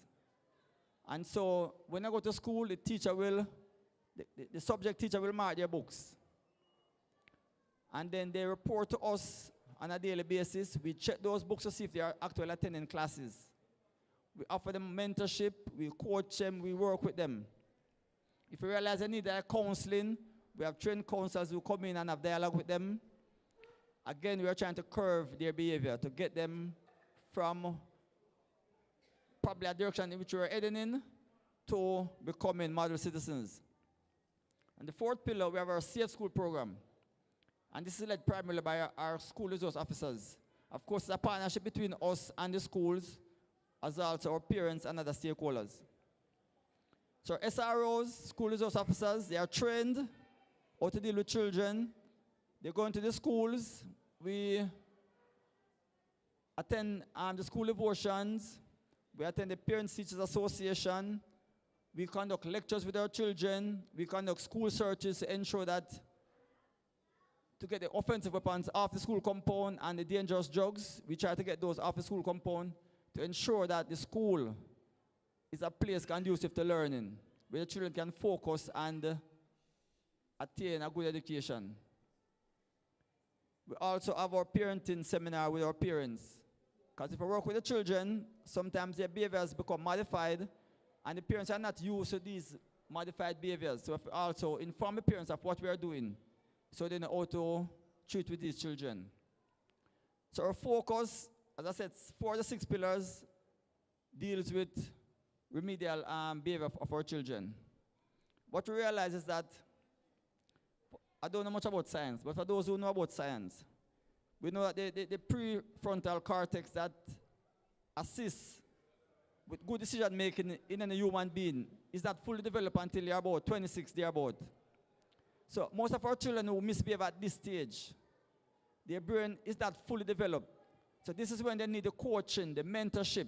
This is when they need us to be there for them, to offer them that level of extra guidance and protection, help them to make good decisions.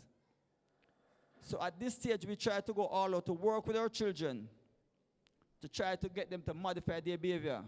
So when they become adults, they are good law-abiding citizens, and we don't have them to deal with on the other side of the law. So we go all out at this stage to ensure, bear in mind that we're not able to reach all our children, but we are in a battle fighting to get them to do what is right. There's also another grouping who's trying to get them to take another path. But the good thing with us, we have stakeholders, we have partners, persons we partner with, groups that we partner with, who assist us. So the things that we're unable to deal with or to treat with, we get other stakeholders to come on board and assist us in those regards. And we have seen some positive results as a result of what we have been doing within the community.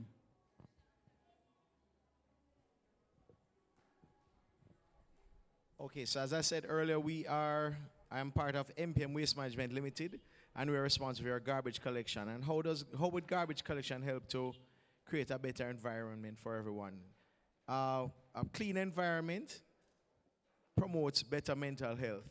It relieves anxiety. It boosts your self-esteem. It enhances creativity or promotes creativity. And by so doing, you'd have a better community.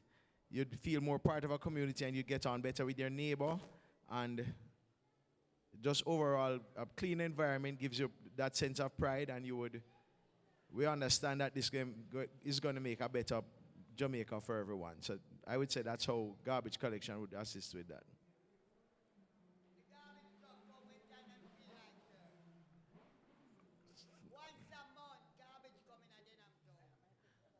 All right, I don't know if we're taking the questions yet, but we'll gladly accept your questions when we reach that.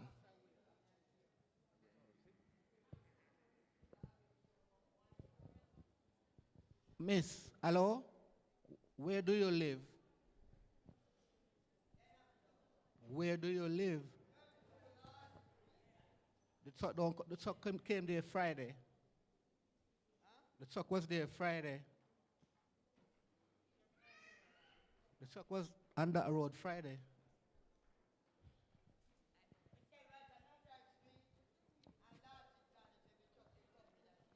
The truck was there Friday, ma'am.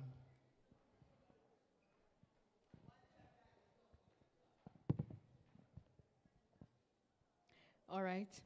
So to answer that question as it relates to behavioral issues and how it is that the Jamaica 4-H clubs is able to help students to deal with that. So firstly, as a youth organization, we cater to persons between the age of 5 to 35.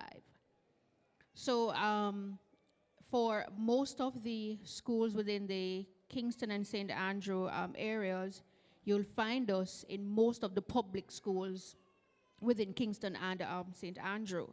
So some of the programs we do for the students up to the high school level, as well as 35 too, we have training in the food production, leadership, agriculture, and as well as environmental awareness.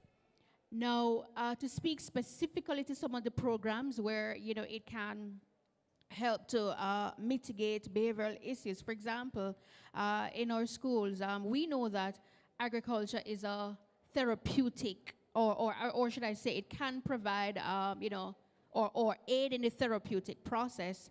And so we would have seen where with the training that the students receive, it helps to curb the behavioral issues, because most of that energy would be put into, catering to the vegetables and crops in the garden, taking care of it. It gives you a different vibe. And so it kind of helps to lessen some of the behavioral issues. We also do soft skill training in areas such as conflict management, as Miss would have mentioned before. We look at the total self in terms of self-esteem, self-awareness, because we do know that as young farmers, as youth farmers, they need to know how to handle conflict, within their sphere or with their peers and so on and so. And so some of our major programs, though, we look at our REAP program. Now we have it. The REAP program stands for Rural Youth Economic Empowerment Program. We have 2 phases. Now, REAP Starter, these are for persons who have an interest in agriculture. You want to start a business. You want to be a farmer. And so we look at the ages 17 to 35. And so if it is that you want to do crop production, you want to do apiculture, which is beekeeping, if you want to do livestock management, once the ad is out, then you apply to the program, you are contacted, and you go through an interview process, and if you're successful, then there's a site visit. After the site visit, then there's a training where you will learn how to manage the business. You are assigned a coach for 6 months, and so we train you how to keep the business afloat. And then now, if you have successfully handled that, the other phase is REAP Builder. Now, as the term builder suggests, you're building on what you would have started. And so here you come again. Of course, I must mention that after the training for REAP Starter and Builder, you get up to 100,000 worth of inputs, as well as coaching training for free. We also have our Rio Tinto Scholarship Program, and this is geared towards students in the high school who are pursuing a subject in agriculture. So if you're an agriculture student, Rio Tinto Scholarship application comes out about around September, October, down there. And so once you are an agriculture student within the high school and you are a 4-H clubite, then you can apply. If it is that you have applied to, or you have an interest in agriculture and you'd have been successful in being enrolled in CASE, Ebony Park, NCU, or Knox College, then you can apply for this program. And if you are successful, then funding will be given towards your tuition fee, granted that after that first year you maintain a certain GPA. We do have our school garden program within the primary early childhood institutions as well as the high schools. And so that is where it's sort of a kind of a stimulation program where we stimulate our young children to become potential farmers. So they learn the art of, gardening, all the regiments and all the things that are involved. Of course, I must point out too that half the times, if not most, if not all the time, we collaborate with RADA because we basically do the same thing. So there's always a collaboration with RADA within our schools, within our community. Of course, we are in the communities too. We are involved in some of the community clubs around Kingston and St. Andrew. And this is where we push a lot of the programs, agro-processing. If it is that you want to learn how to make your preserves, you want to go into baking, anything home economic social services like Mr. Harvey would have pointed out, we are there also. And of course, we work in collaboration with RADO. So that's us in a nutshell. Of course, we do provide training, as I said before. And so that is how we would have helped to curb some of the behavioral issues that our students are faced with. All right, evening again. I don't really have much to say, but what I think is one of our biggest problems is I think we call continuity. We normally have a lot of programs come on board, on stream. But the thing is that once these programs are off, there's no one to take it up from where it stops. So as if you have to reinvent the wheel all over again. Once we find ourselves or put ourselves in a position where we can train persons from within the community space to adopt some of the principles that the companies or the organization want to throw into the community, and persons adopt these principles and continue with the youngsters. I always tell people, when I was a youth, I grew up in an inner city just like anybody else, all right? I would normally run with a boat. I don't think the youth them run boat again. You sit down and you play your domino, you play your marble, and this is where the love needs to go back. We need to go back to the love, all right? And once we can find back that love, then you create back that unity, you create that fellowship, you create that togetherness. Your neighbor have something next door and he might call you over and say, no man, you can't get a dozen ackee off a tree, man. Now if you want to pick a dozen ackee off a man tree, him go do a stone you, because we lose that love. But from a rather point of view, as I said, I've been working with a lot of youths in the urban space, where a lot of these youths are very, very creative. Very, very creative. And I don't really think people know the value of some of these youths. I can sit in my office and make a decision for a man who is on the road. When I make that decision, I am not experiencing that situation that the man is having. What I need to do is to come into the field, on the road, sit with the youths, talk with them, get a feel of what they're feeling, get a better understanding of what they're going through. Because some of the time, some simple things, some simple things. Some of the time, a youth, we have worked with a youth from here who started in spices. And I'm saying to him, say, Coronation, they write this up. All right? You have a lot of rejects for them that throw away from Coronation. Your skelly and the peppers and stuff like that. These things can go into processing. So instead of you sitting and just relaxing and waiting, you create a space now where you can go into the market or arrange with some other people, or miss so and so, if the pepper them are spoiled, put them over there so me come for them weekend. And what you do, you capitalize on that because you can dry them, have dry seasoning, you know. So you dry out some of these things and you blend them out and you create a market for yourself. All right? So the thing is that now, that is where RADA and 4-H come into play. All right? Where we will be able to assist these persons or these youths, I'm going to say youths, but I mean both male and female, in how they can process some of these things to create an income. All right? The same way you know up on the road I cut up a cliff, man. I say way you can in the place I cut up the scallion and things, same way, don't it? You know? So the thing is that, and then your virgin can say, yeah man, go cut up some scallion and some thyme and pepper and whatever. And create a market for yourself. Create your own niche market. Create your own brand. Because the thing is that, you know, seeing a brand coming from Denham Town, allspice. That one for one work towards you. It make no sense when you sit down and just start. You have to have a vision. So yourself wanting to go somewhere, wanting to achieve something, and telling yourself, say, we're going to achieve it, man. Just work as a team, and the dream will come. Sila, do you want to answer the question? Guys, ready? Alrighty then. Now, I did hear somebody have a question for the panel. Did they ask already? Anybody have a question for the panel before we get the IYS? We're getting some dancing for y'all. When I wake up on the body. Anybody have a question? All right, I got one more question. Y'all got a minute to answer. Ready? Okay. You choose your question, actually. I am addressing behavioral problem. So, can you give an example of you gave one earlier, of what they can do, the Denham spices? Can you guys give an example or an idea that these individuals can do to cut recidivism rates, to increase employment or entrepreneurship, and to cut the crime so CSS have less work to do? Any ideas so somebody can take it and JBDC, register them and all them good something there?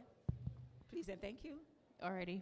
All right. So from the Forge Club's perspective, what we try to do is, like I had mentioned before, within the school system, there is what we call the school garden, which is stimulatory for the students. So we say to them, listen, take what you've learned from school, from the school garden here, because they are they're very much a part of it. I mean, from the clearing of the area, to the digging of the land preparation, to planting the seed or the seedlings, to maintaining those until it bears, it comes to fruition and it's time to reap. And so we say to them, listen, find a little backyard space or find a space at home. Whether, we also, because we are aware that within Kingston, for the most part, you might not be able to plant in ground. So we push containerized garden. We push the vertical garden. So any space you can find. So we say to them, listen, if you see auntie, uncle, mother, brother, somebody throwing out the old pots and pans, take them, get your soil, begin to plant. And so what you can do is, when it's reaping time, you can now sell it to the neighbor beside you, the neighbor down the road. And so what you do, you are generating an income there. And then you can begin to purchase more stuff.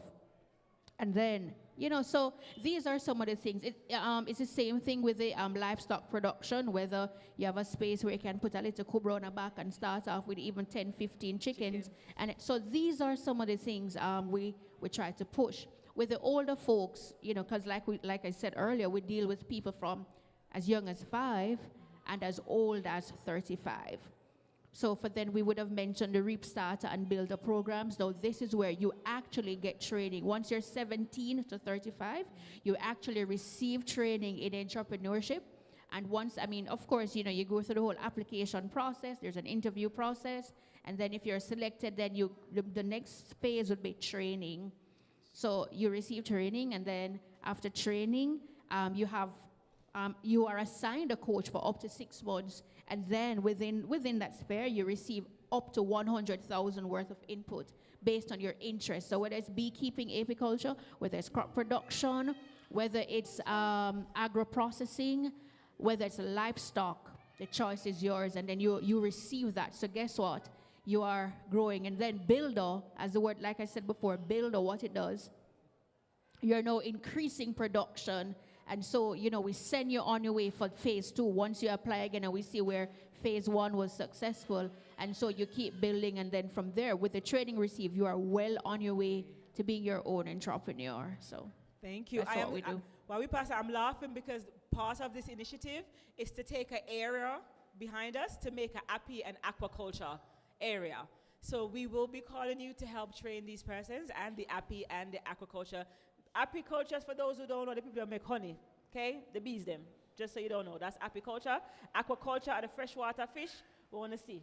Aye? Oh, yes. Oh, yeah. And we do have a project. It's called the Engender Project, where it deals with, fisher folks, within that same age range, 17 to 35. So if you're interested in being, they provide it with training, they provide it with the equipment, and they set you on your way. So we do have some programs within the Jamaica 4-H clubs that caters to youth. And like I said, within the primary high school system, we do have the leadership and all those programs that are stimulatory. And so it sets you on your way, it piques your interest, and it sets you, on a certain platform to want to continue that activity. Thank you. Okay, so as I had said earlier, a clean environment promotes good mental health and promotes creativity. And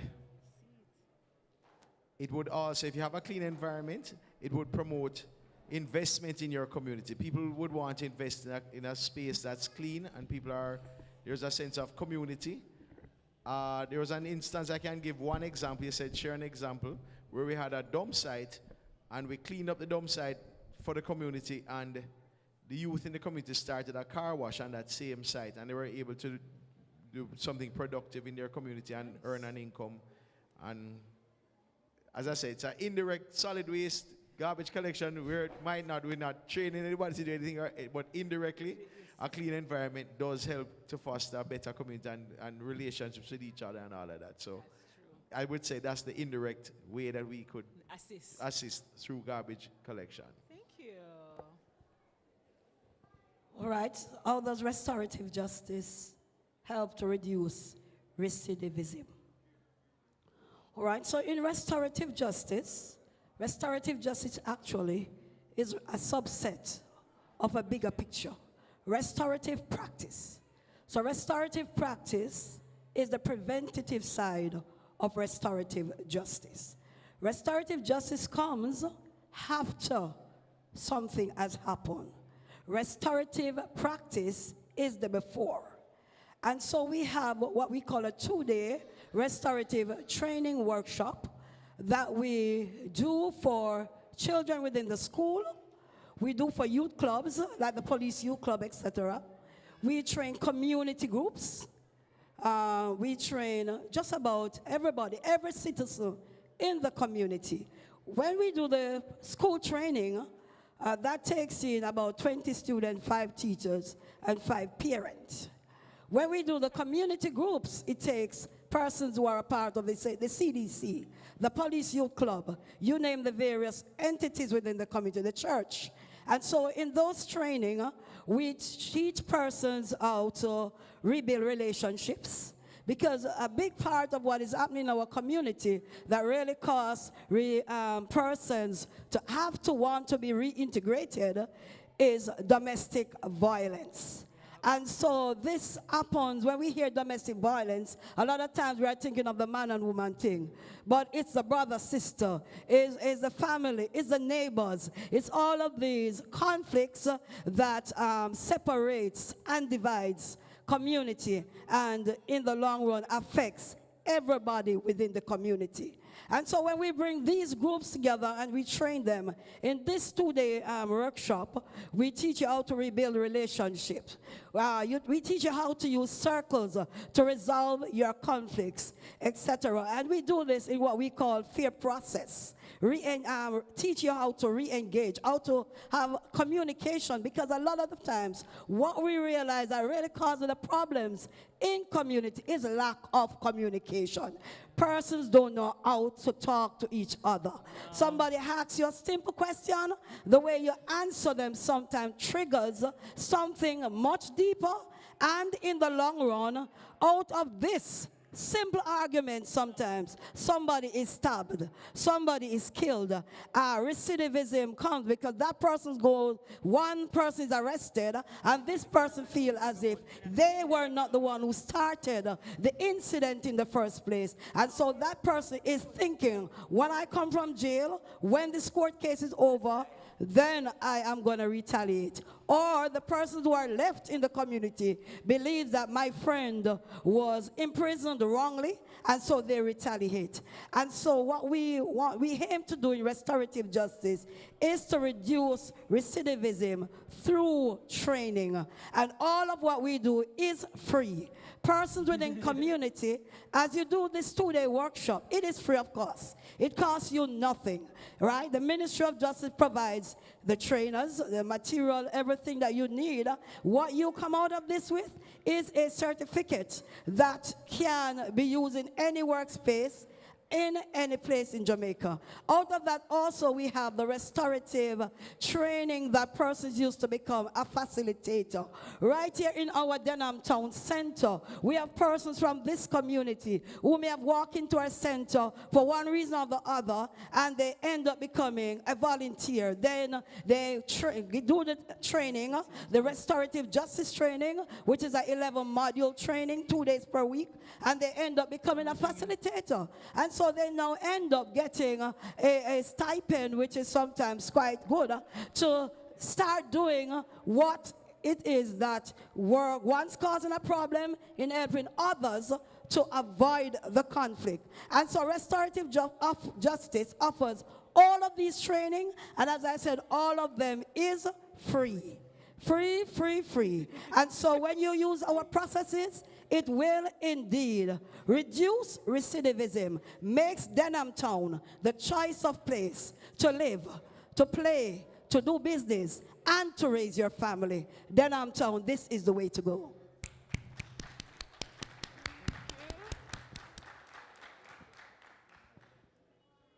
Well, there's not much for me to say. The panel would have already answered the question. As it relates to employment opportunities, of course, JSF, we don't necessarily employ persons, but we depend on our stakeholders who we work with, and they provide opportunities for us, and we find the persons for them. As it relates to the behavioral issues, I think we need to go back to where the community raised a child. Yes. You know, that's where we need to go back to. When I was growing up, certain things I couldn't do as a child. If my neighbor come and complain to my parent or guardian that I misbehave, my bottom pay for roast and boil. Yep. These days, we have strayed from that concept. So we need to go back to where the community raised a child. We operate as a community. And additionally, for some reason, we have left the church out of our daily lives. You know, I think Jamaica is the more church per square mile in the world. But for some reason, our crime and violence is higher than normal. Sometimes, based on the crime and violence level, people might think we're in a civil war. We're not. And it has remained high for a while. So we need to get back to the place where we start attending church, where we grow up our children in the church. Most times we send our children to church, but we as parents, we don't go to church. So we send them, but we don't attend. We need to bring our children to church, grow them up in the fear and admonition of the Lord. And then when our children become active participants in the church, their behavior will change. God will transform them, and their behavior will change. So there are some low-hanging fruits that we can start utilizing. You know, we don't have to reinvent the wheel. we go back to the days when the committee was a child, and just to add to what other members of the panel had said, we start taking church more seriously. We start taking the creator of the universe more seriously. God woke us up this morning. It wasn't our alarm clock that woke us up. It was God. Now, how do we show respect and honor? Right now, if somebody come and give me $1 million, I'd be so happy. Maybe I'd bend down and kiss the person's foot.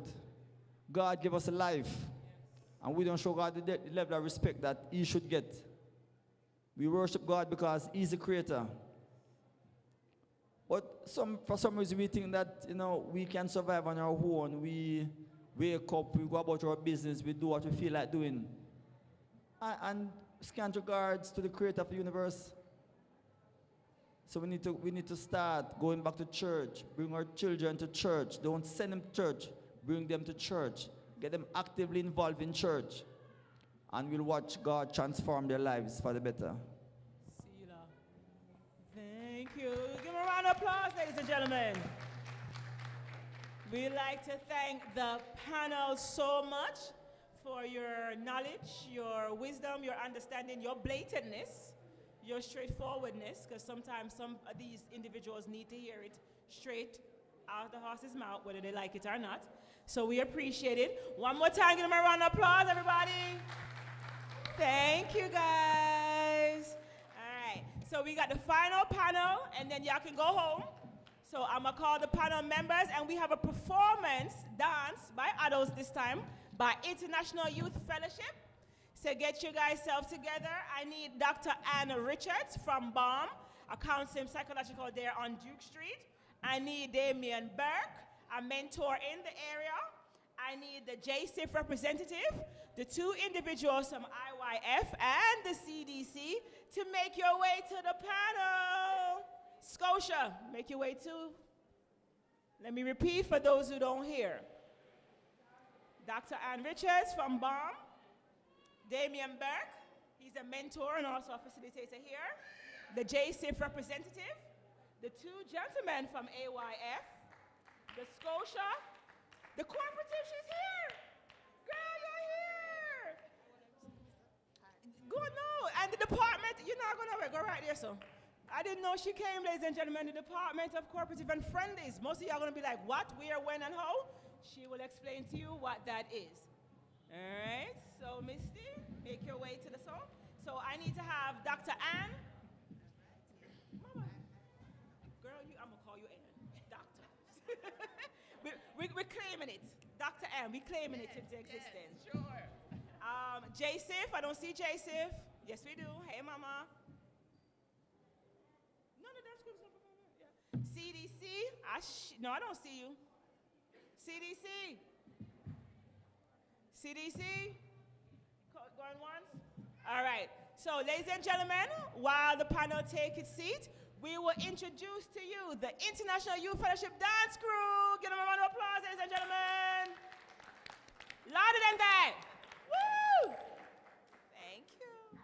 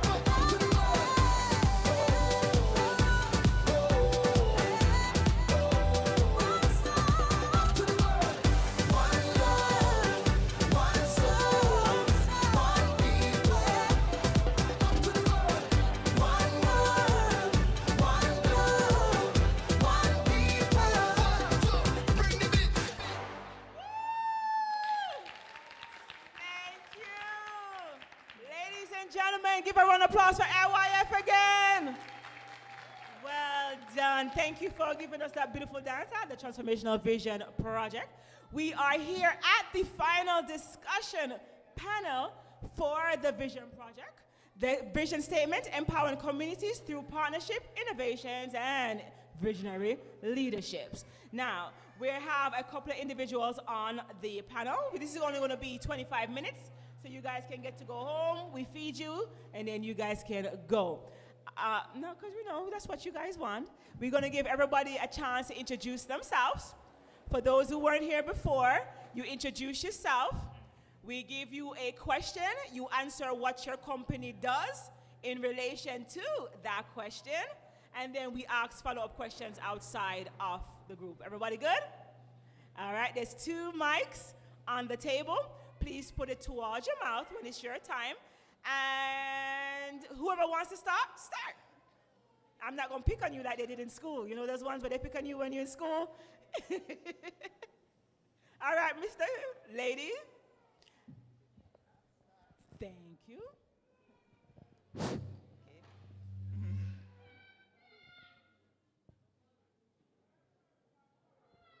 can go ahead, Ms. Richards. Okay, so I thought I was waiting on a question. Oh, no, introduce yourself, and then we give you the question. Thank you so much for that. Okay, so I'm Annette Richards from the BAM Counseling Agency, the CEO and founder of the BAM Counseling Agency, and we are situated at 51A Duke Street. We have been around for approximately 6 years, and our motto is really changing Jamaica and the world one life at a time.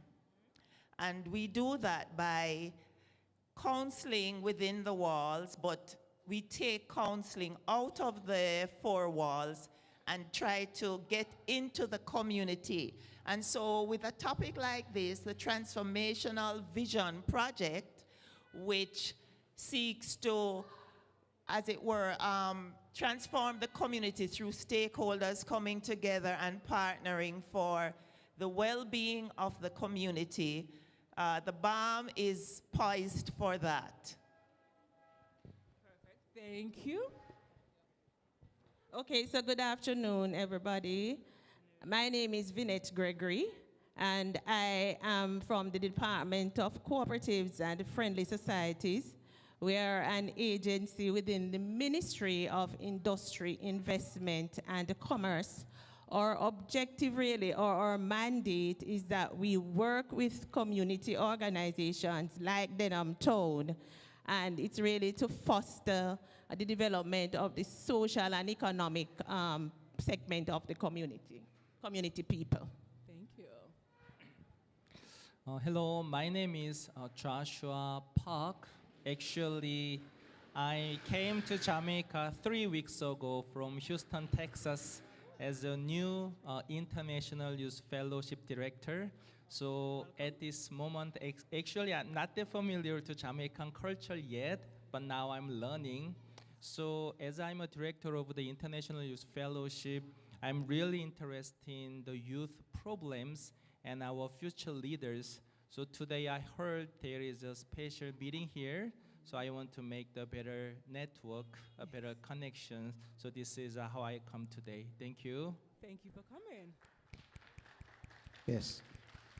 So I'm also from the International Youth Fellowship. And for those of you who might not know, it is located at 63B Deanery Road in Vineyard Town. But our focus is really youth development. And we have many programs that is geared towards developing the youth. The Ministry of Education, they have a program, they call it behavior modification. But our programs are much different from this behavior modification. We focus on the world of the heart, or the mindset of our young people. Because we believe that in order for our young people to change, and our people in general, they have to change from the inside out, not from the outside in. And so we have a program called Mind Education Program. And there are 3 core principles about mind education that we talk about. One, we speak about the deep thinking. And you may wonder, why is it deep thinking is something that is so important to our youth? The reason it is important is because in order for us to overcome challenges, in order for us to overcome problems, we have to be able to think a little bit more. Think 1 time, 2 time, 3 time. The more we think, the more we are able to get solutions. The more we're able to develop a certain wisdom, how to handle, how to manage a certain problem. And so we guide our young people to let them develop this aspect of deep thinking. Another thing that we have is the self-restraint or self-control. As you might have been aware, many of our young people are growing up without self-control. So they don't know how to control themselves, how to manage their emotions, how to manage their feelings. So we guide them and teach them how they can manage their emotions and their feelings. Also, they're a very important part of this development also. It is about communication and interaction. Communicating with the other person so that the hearts of the other person can be united. So, as we interchange and as we talk and as we communicate, we're able to form connections. And this is what unites us. Where we have disunity, when we communicate, when we open up and we share our problems, we share our difficulties, we share our challenges. Strange enough, that is what connects us. And so we have this, focus where we, target the, this aspect of communication among our youths. Now, what do we have in particular as it relates to unemployment and job creation? The International Youth Fellowship, we aim to create jobs through the power of deep thinking. Because we believe that through this, then the young people, their minds can be developed and they can develop a very strong heart so that they can overcome many challenges as they are faced in this world. So, young people need to be encouraged to think. If they do, they can surpass other countries. One of the countries that really made significant development is the country of South Korea. So there was a time, a long time ago, when the country of South Korea was very poor. And because of that, many people there were suffering. They didn't have food to eat. And then because of that, the older generation, they implanted inside of the young people, listen, even though we might be poor, but let us sacrifice and let us try to develop the country. And so that was how they sacrificed, and they give their young people everything. As a result of that, South Korea has developed significantly, and there are a model to follow as it relates to economic development. So we believe that that model also, we can also learn that model.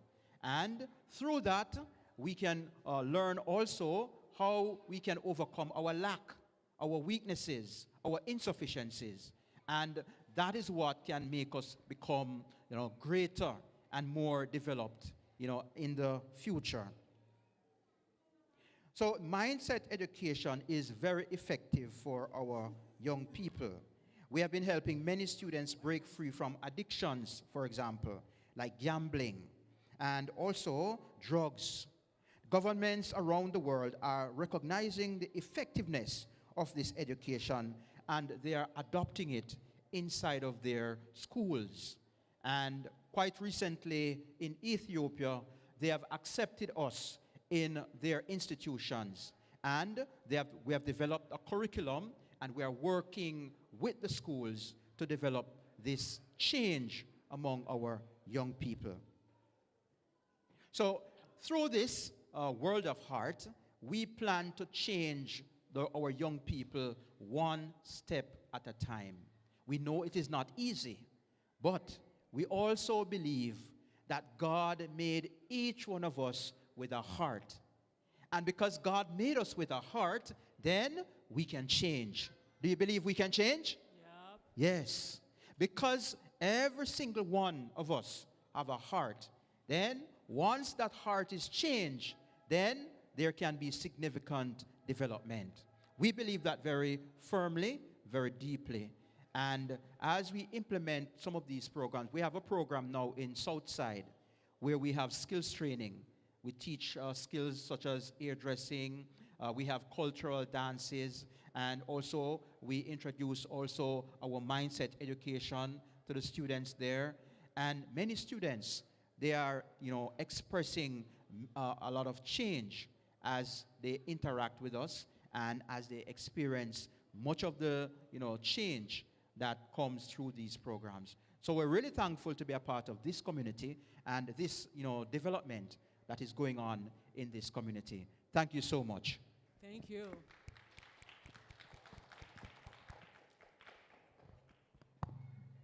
Hi, good afternoon, everyone.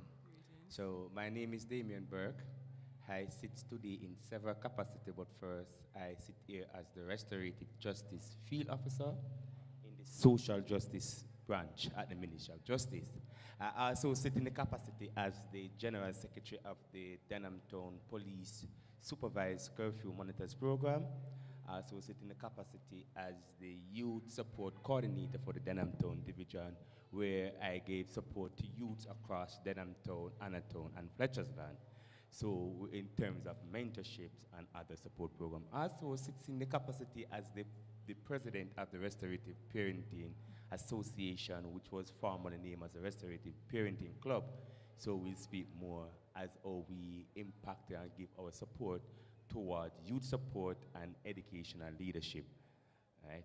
Thank you.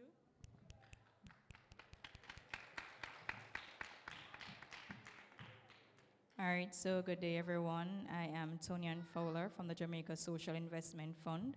I am a social officer there. And what JSIF does, JSIF is an agency from the government of Jamaica. So basically, we support poverty reduction and community development through the investment of infrastructure. When we speak of infrastructure, we're talking about the roads, schools. We also deal with the whole economic development, local businesses within the communities, and the skills. So thank you. Thank you. All right. Steve, Ms. Joseph, my question for you is, how can JSIF support community efforts to promote well-being and cohesion? Repeat that question for me, please. How can JSIF support community efforts to promote well-being and cohesion? All right, so JSIF would have been in the communities, particularly in Denham Town, for a number of years. And we are supporting the well-being, the holistic well-being of the individuals. We are within the schools, so we realize that the schools are an extension of the communities. So we are not fully not just JSIF, but we're not fully able to make changes within the communities without being in the schools. So the holistic aspect of it, we are within the schools, we have our academic initiatives, so we are looking on spelling bee program, science quiz competition, or anything of the sort to help with the education aspect of it, so that's one part. With the economic part of it now, we're coming into the communities and we're also enabling these local businesses to be more developed, building their capacity as a business. So when it comes on to record keeping, budgeting, and also promoting yourself and marketing, we're there as well. So a number of entities would have benefited. So we look on education, economic, so that's that part of it. So with the health aspect, we have the solid waste management program that we are ensuring, we are instilling within the residents that health and the cleanliness of your society is a must, and your environment. So we would have temporarily employ individuals to clean up the communities and to clean the roads. We also have placed the designated garbage bins and skips at places, and to ensure that not the curfew monitors, but the solid waste, the environmental wardens are keeping the place clean to the best of their abilities and putting it in the necessary garbage bins. We would have also So we're looking at the health. We are also looking on the whole family life. When we are looking for the curfew monitors, the police supervisor and curfew monitor program, we are speaking to parents in collaboration with the police to say that these children need to come off the streets at a certain time to ensure that they are out of harm's way in the event of anything. So those are some aspects to having a holistic type of community and building it. And when we put all of those together, then we are then able to build the cohesiveness of it to go forward in development. Thank you ever so much. Miss Anne, Miss Richards, your question is, how can behavioral interventions contribute to the overall well-being of the community as a counselor? Counselor as in mental health, not counselor as in MP. Full disclosure. Thank you very much.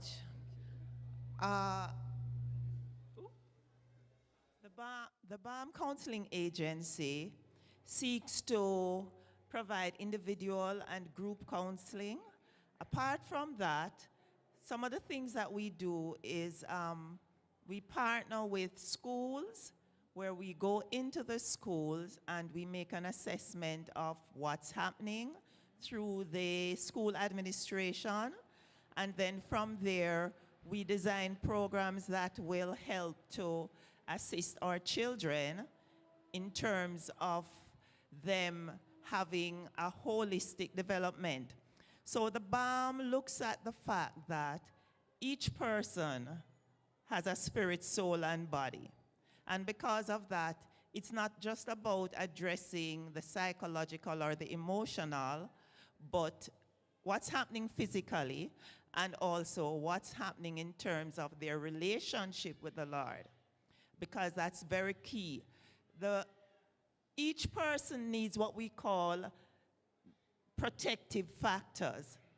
And so behavior change actually becomes its best when each person's protective factor is fully there. So for example, a part of the protective factor has to do with the involvement of parents.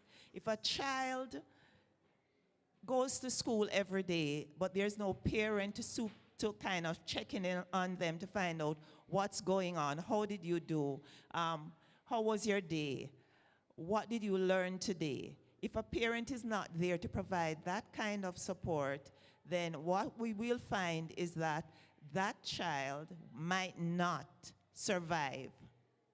That child might not do well in school because there might just be a gap that someone else in the community who might not be so interested in the well-being of the child, they might just lure them away, pull them away into negative things, and the space that their parent should fill is not filled. So the BAM comes on board, and as we come on board, we check in with the parent.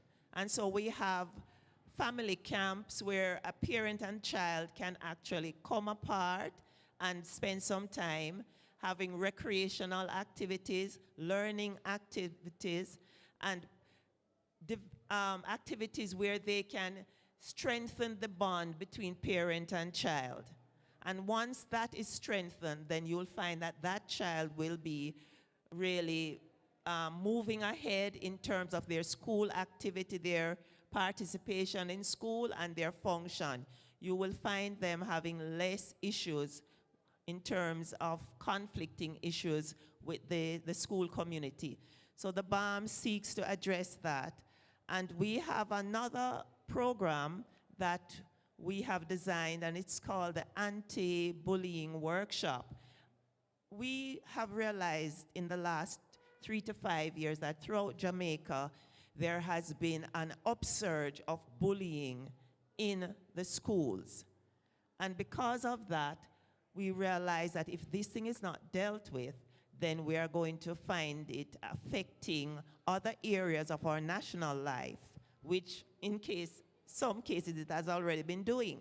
So as we go into the schools and we interact with the students in groups through the input of the dean and the principal, we find that they get a chance to share, they get a chance to understand what this bullying thing is all about, and they realize that if they can change how they approach other students, then it will also bring healing to them, and it will bring healing to others, and so reduce the need for bullying.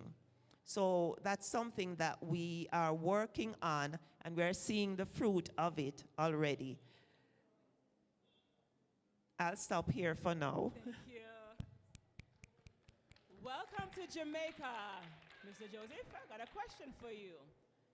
Now, my question, including your home and abroad, what role do youth-led initiatives play in building a sense of pride within a community, do you believe? So what role do youth-led initiatives like your IYF play in building a sense of pride and ownership among young residents and even the adults? Both.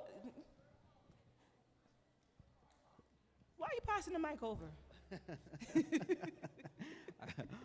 He's not 100% familiar with the... No, I was asking from a general, since he's moved to Jamaica, what he has experienced that he's going to implement in Jamaica. So what youth-led initiative that he probably would have done, that can then be applied to Jamaica to bring pride? Coming from the... Okay, what...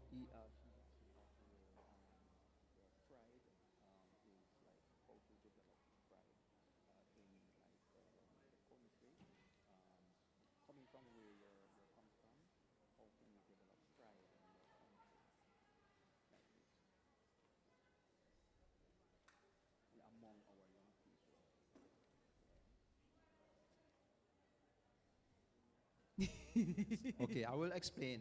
Explain for him. So, our Jamaican students, they have a lot of skill, and they are very blessed in many different aspects. But because of many challenges in their upbringing, we find a lot of our students, they have, some of them have issues emotionally. Some they are suffering with a lot of issues at home. So when they come to our center, what we try to do is to assess where exactly they are in terms of what kind of things are going on inside of their hearts.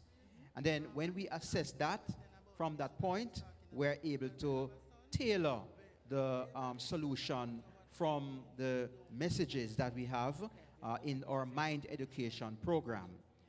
So, as we deal with each child, because each child is different, we realize that they are, having different challenges. So we tailor our program to deal with each specific child so that they can also develop pride within themselves and also pride in their country, and also the people that are surrounding them, supporting them. They can also have a sense of pride with their parents, their teachers, and the country at large. Thank you ever so much for that. COK, thank you. My question for you is, how would you collaborate financial literacy with these individuals in the community? Yes, you. Financial literacy within the community. You said COK, remember I'm not from COK. Why do I keep on calling COK? Cooperative of Friendly, sorry my darling. I'm from the Department of Cooperatives and Friendly Societies. All right, so let me tell you how the services that we offer can, as I said, based on our mandate, help to improve the social and economic conditions of communities across Jamaica. So we provide registration to community groups who want to do social and economic development. So for example, like us. Right, so we have, Denham Town is registered with us as a benevolent society. And you know exactly what you do. You seek to to improve the infrastructural development of your community, the social aspect of your community. So you provide training through collaboration with the Heart Trust and other places. We give you legal registration that will now give you recognition so that you can be, you can go to funding agencies like JSIF, because we work closely with JSIF, to put in place projects that will help to just to develop the community. So overall, benevolent societies that you're a part of, it serves as a vehicle to hear your community members' concerns, and then you can lobby with whichever agency, government agencies, non-governmental agencies, to get assistance to develop your community. So that's part of the services that we provide socially. We also register charitable organizations, which of course you know charity work has been spreading across Jamaica like wildfire. So we provide, if you have a foundation, we provide you with certification so that you can get exemption from taxes in order to provide help to your community people. So we do that. We also promote registration of businesses. We are slightly different from Companies Office. Companies Office will register a one-man company. At my department, we do not do that. We register a group of persons, and we see, this is now under what we call cooperative philosophy. So we talk about, under cooperative philosophy, we talk about persons working together. So we promote teamwork, we promote cooperation. So we see cooperatives as an alternative business model that community people can take on. So for example, we say, what is the definition of a cooperative? A cooperative, it speaks to a group of persons coming together.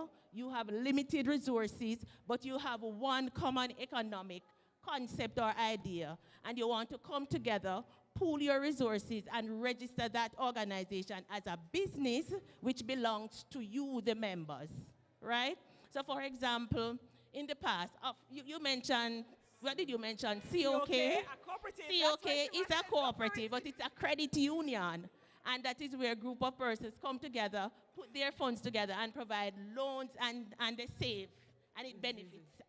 Benefit from it internally. Right. Yep. So, so that you know, COK no longer exists. They have joined, they have merged with another credit union known as Community and Workers Cooperative, which includes cable and wireless workers. Yes. Oh. So they don't exist on their own, but they are now part of that credit union.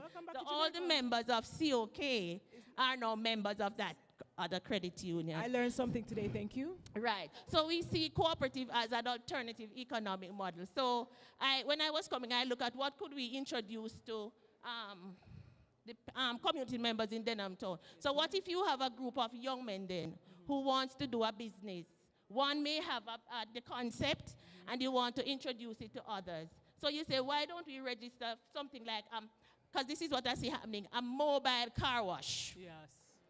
So we say, for the cooperative, 10 of you come together. Now you have this business idea. You come together, you register the cooperative, you get funding. So you pool your resources together. So you may have some savings. You can get some from your family members who will help you to pool your resources together. The 10 of you come together, register the cooperative, start this business.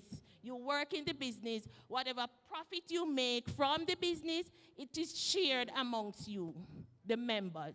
You are exempt from paying government income tax, so there are some benefits. You work together, but at the heart of it, you have to ensure that there is unity, there is teamwork, and most of all, you cooperate. We know you will have conflicts, right? Because everybody coming together with different ideas. But you need to know how you resolve those conflicts so that you help to ensure that the business that you create, which is for you, is sustainable, and you can, help to improve your economic conditions. So our mandate, as I said, is to register organization that deals with community development on the social side and provide an alternative economic model for community people to come together and do things for yourself. Thank you. And last but not least, Mr. Burke, your question is as follows. How do you identify and recommend programs and mentorships? How do you go about doing so? and why?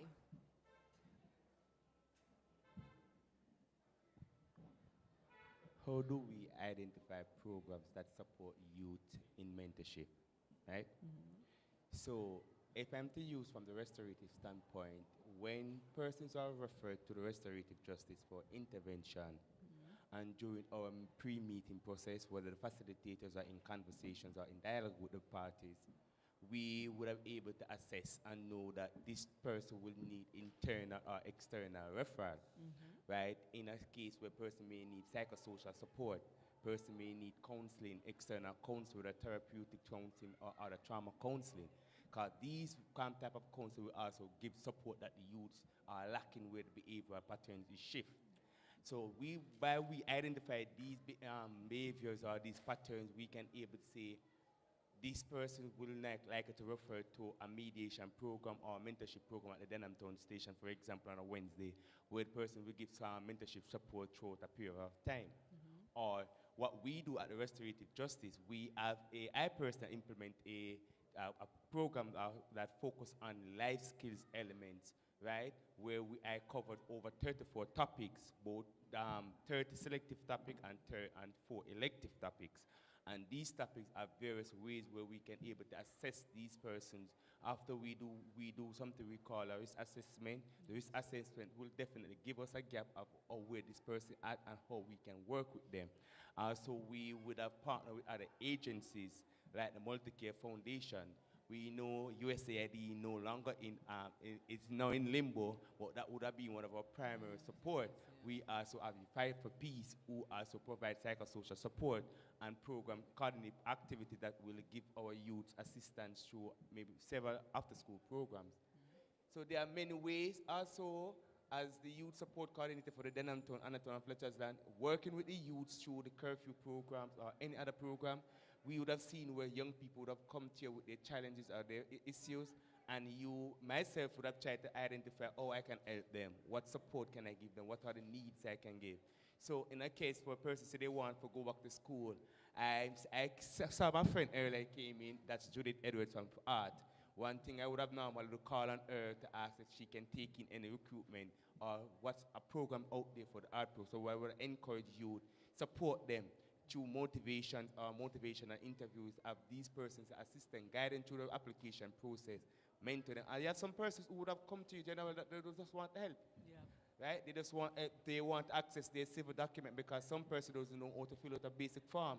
So we see the need for social intervention, and I heard my counterpart speaks about JCIP in the community, and I could say JCIP has played a pivotal role when it comes down to supporting youth development, professional development, and capacity building training through the CDC, right? So we'd have seen this would have helped a number of you, whether through youth enterprise, whether through grant enterprise, or through back to school assistance. So we'd have seen, so we use these main indicators as targets and how we can able to provide psychosocial support and other social intervention support programs or activity that will come.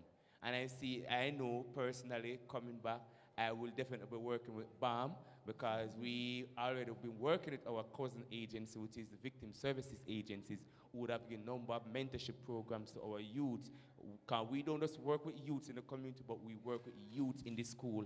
And as a part of Restorative Justice Mandate, we are in the school teaching restorative practice where people can use these additional skill set to able to help them deal with their conflicts when they arise, or to identify strong emotion and how they manage these strong emotion. So it's a whole community approach, not just community, but it's need the police approach, it need the community approach, it need the school approach, it need the citizen approach, where all of us come together now, or we can collaborate, find programs can foster and align with one mandate in reaching, assessing the needs of Denhamtown. Not just Denhamtown, but other neighboring communities. Thank you ever so much. Give him a round of applause. Thank you. Now, this is the open town hall section. Before we close off, I did have a lady who wanted to ask a panel member a question. And then anybody else who wants to ask the panel members a question, do feel free. One moment, please. Pleasant good afternoon or good evening to everybody on board. I have an issue with a son. He's uncontrollable.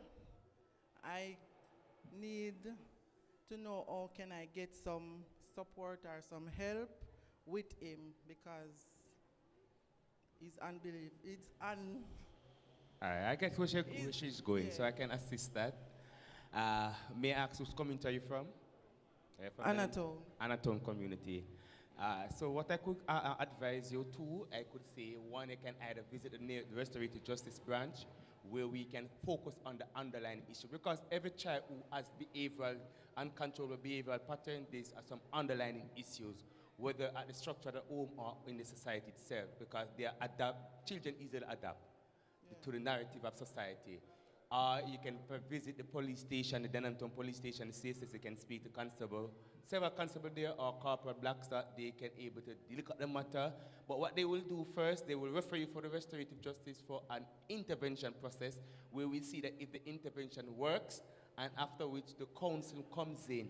And if the child undergoes these counseling sessions and we see no changes, then maybe we can write for the court to make a decision. But what we support, what we personally would advise you not every time a child labeled as uncontrollable and you brought them before the station, the court tends to take them away. And it's not the best method or the best approach to deal with children behavior. There are programs, as I said. Thanks be to God, these are the days now where programs are here to help you. And I'm proud for you as a parent like you to come forward to seek help. You can hold the child on, there's an office right there. You can come one day, same as you're here today, come and speak to Mrs. Nunes, or walk in, speak to someone, or go to the nearest station. They can deal with their programs that they can refer your child to. Sometimes the challenges may not be inside the home, but because of what the child adapts into society. Because you can be a trained and well-positive parent, but what outside that complements That's what why I affects really the child. need the help because I'm trying my best to control him how I want him, but he's not responding with me. You're here at the right place, as I said. You have today, yes, you can, before you leave, you can speak to Mrs. Nunes inside or one of the officers at the back. Either way, choose, because sometimes while we encourage persons to go to the police, sometimes children tend to fear or have some level of fearness for the police, so that, police in my matter, I'm going to go, I don't want. But if you come here, the same thing applies. We will work with the child, visit the home to see what the challenge is, and then we have a person on board. I'm sure the same person who's a moderator also work with children behind the screen, who works with children also. So there will be several external assistants we can refer for the child for, and when we do this external referral, it's free of cost. If you decide to just go and get counseling, I have no BAM as a fee that attached to fee, but even if we refer for BAM counseling, they will assist the child. So I'm encouraging you to come to the office, leave your information before you leave today, and voice a concern, it will be dealt in a more. Urgently, so we are proactive. Urgently, I need the help. If you want to, the number is there.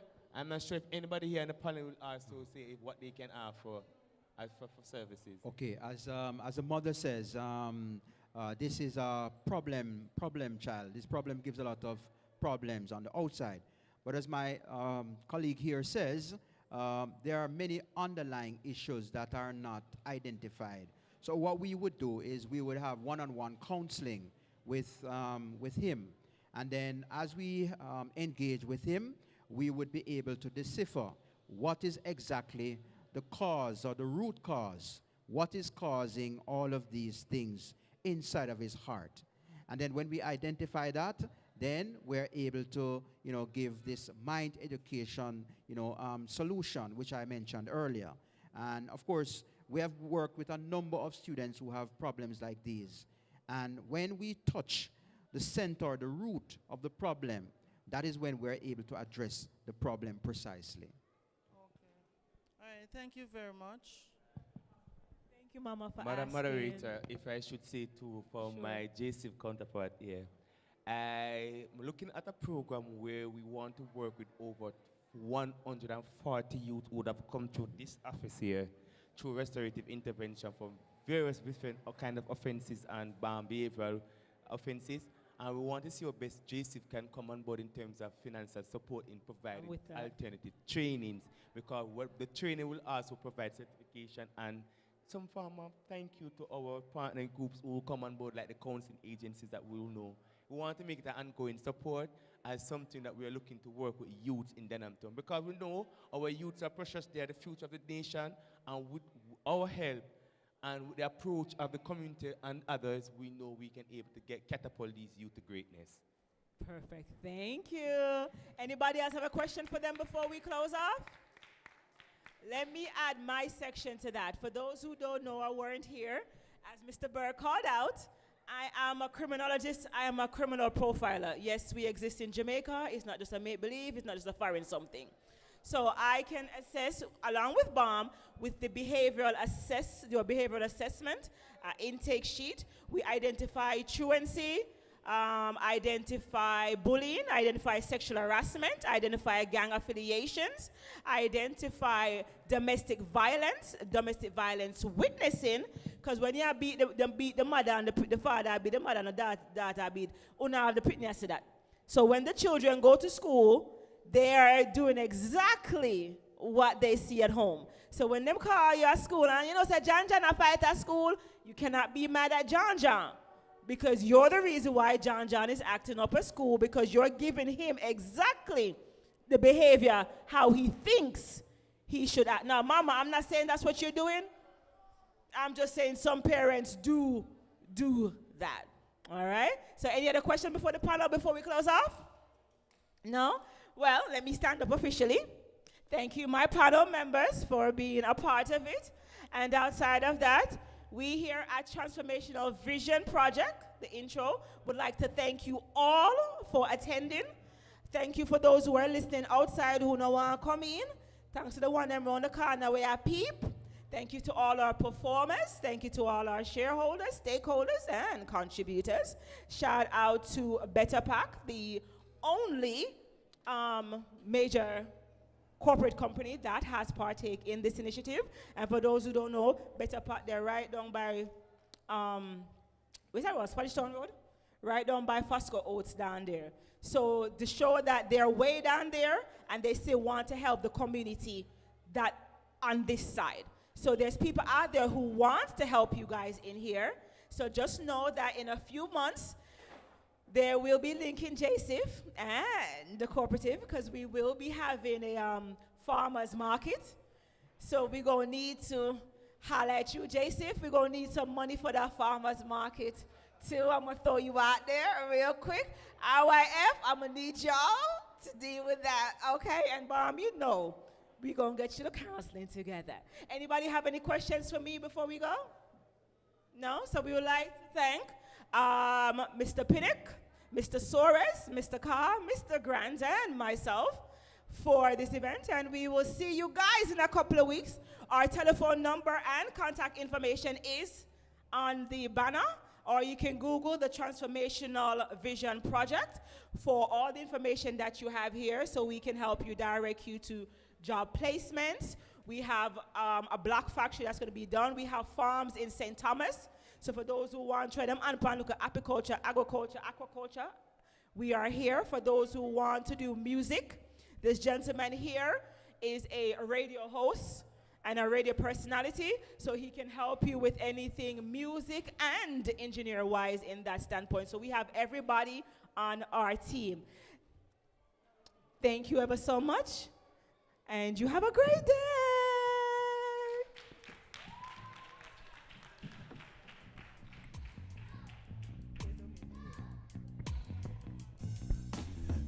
Somebody was my heart's desire. So me never stop saying no prayer.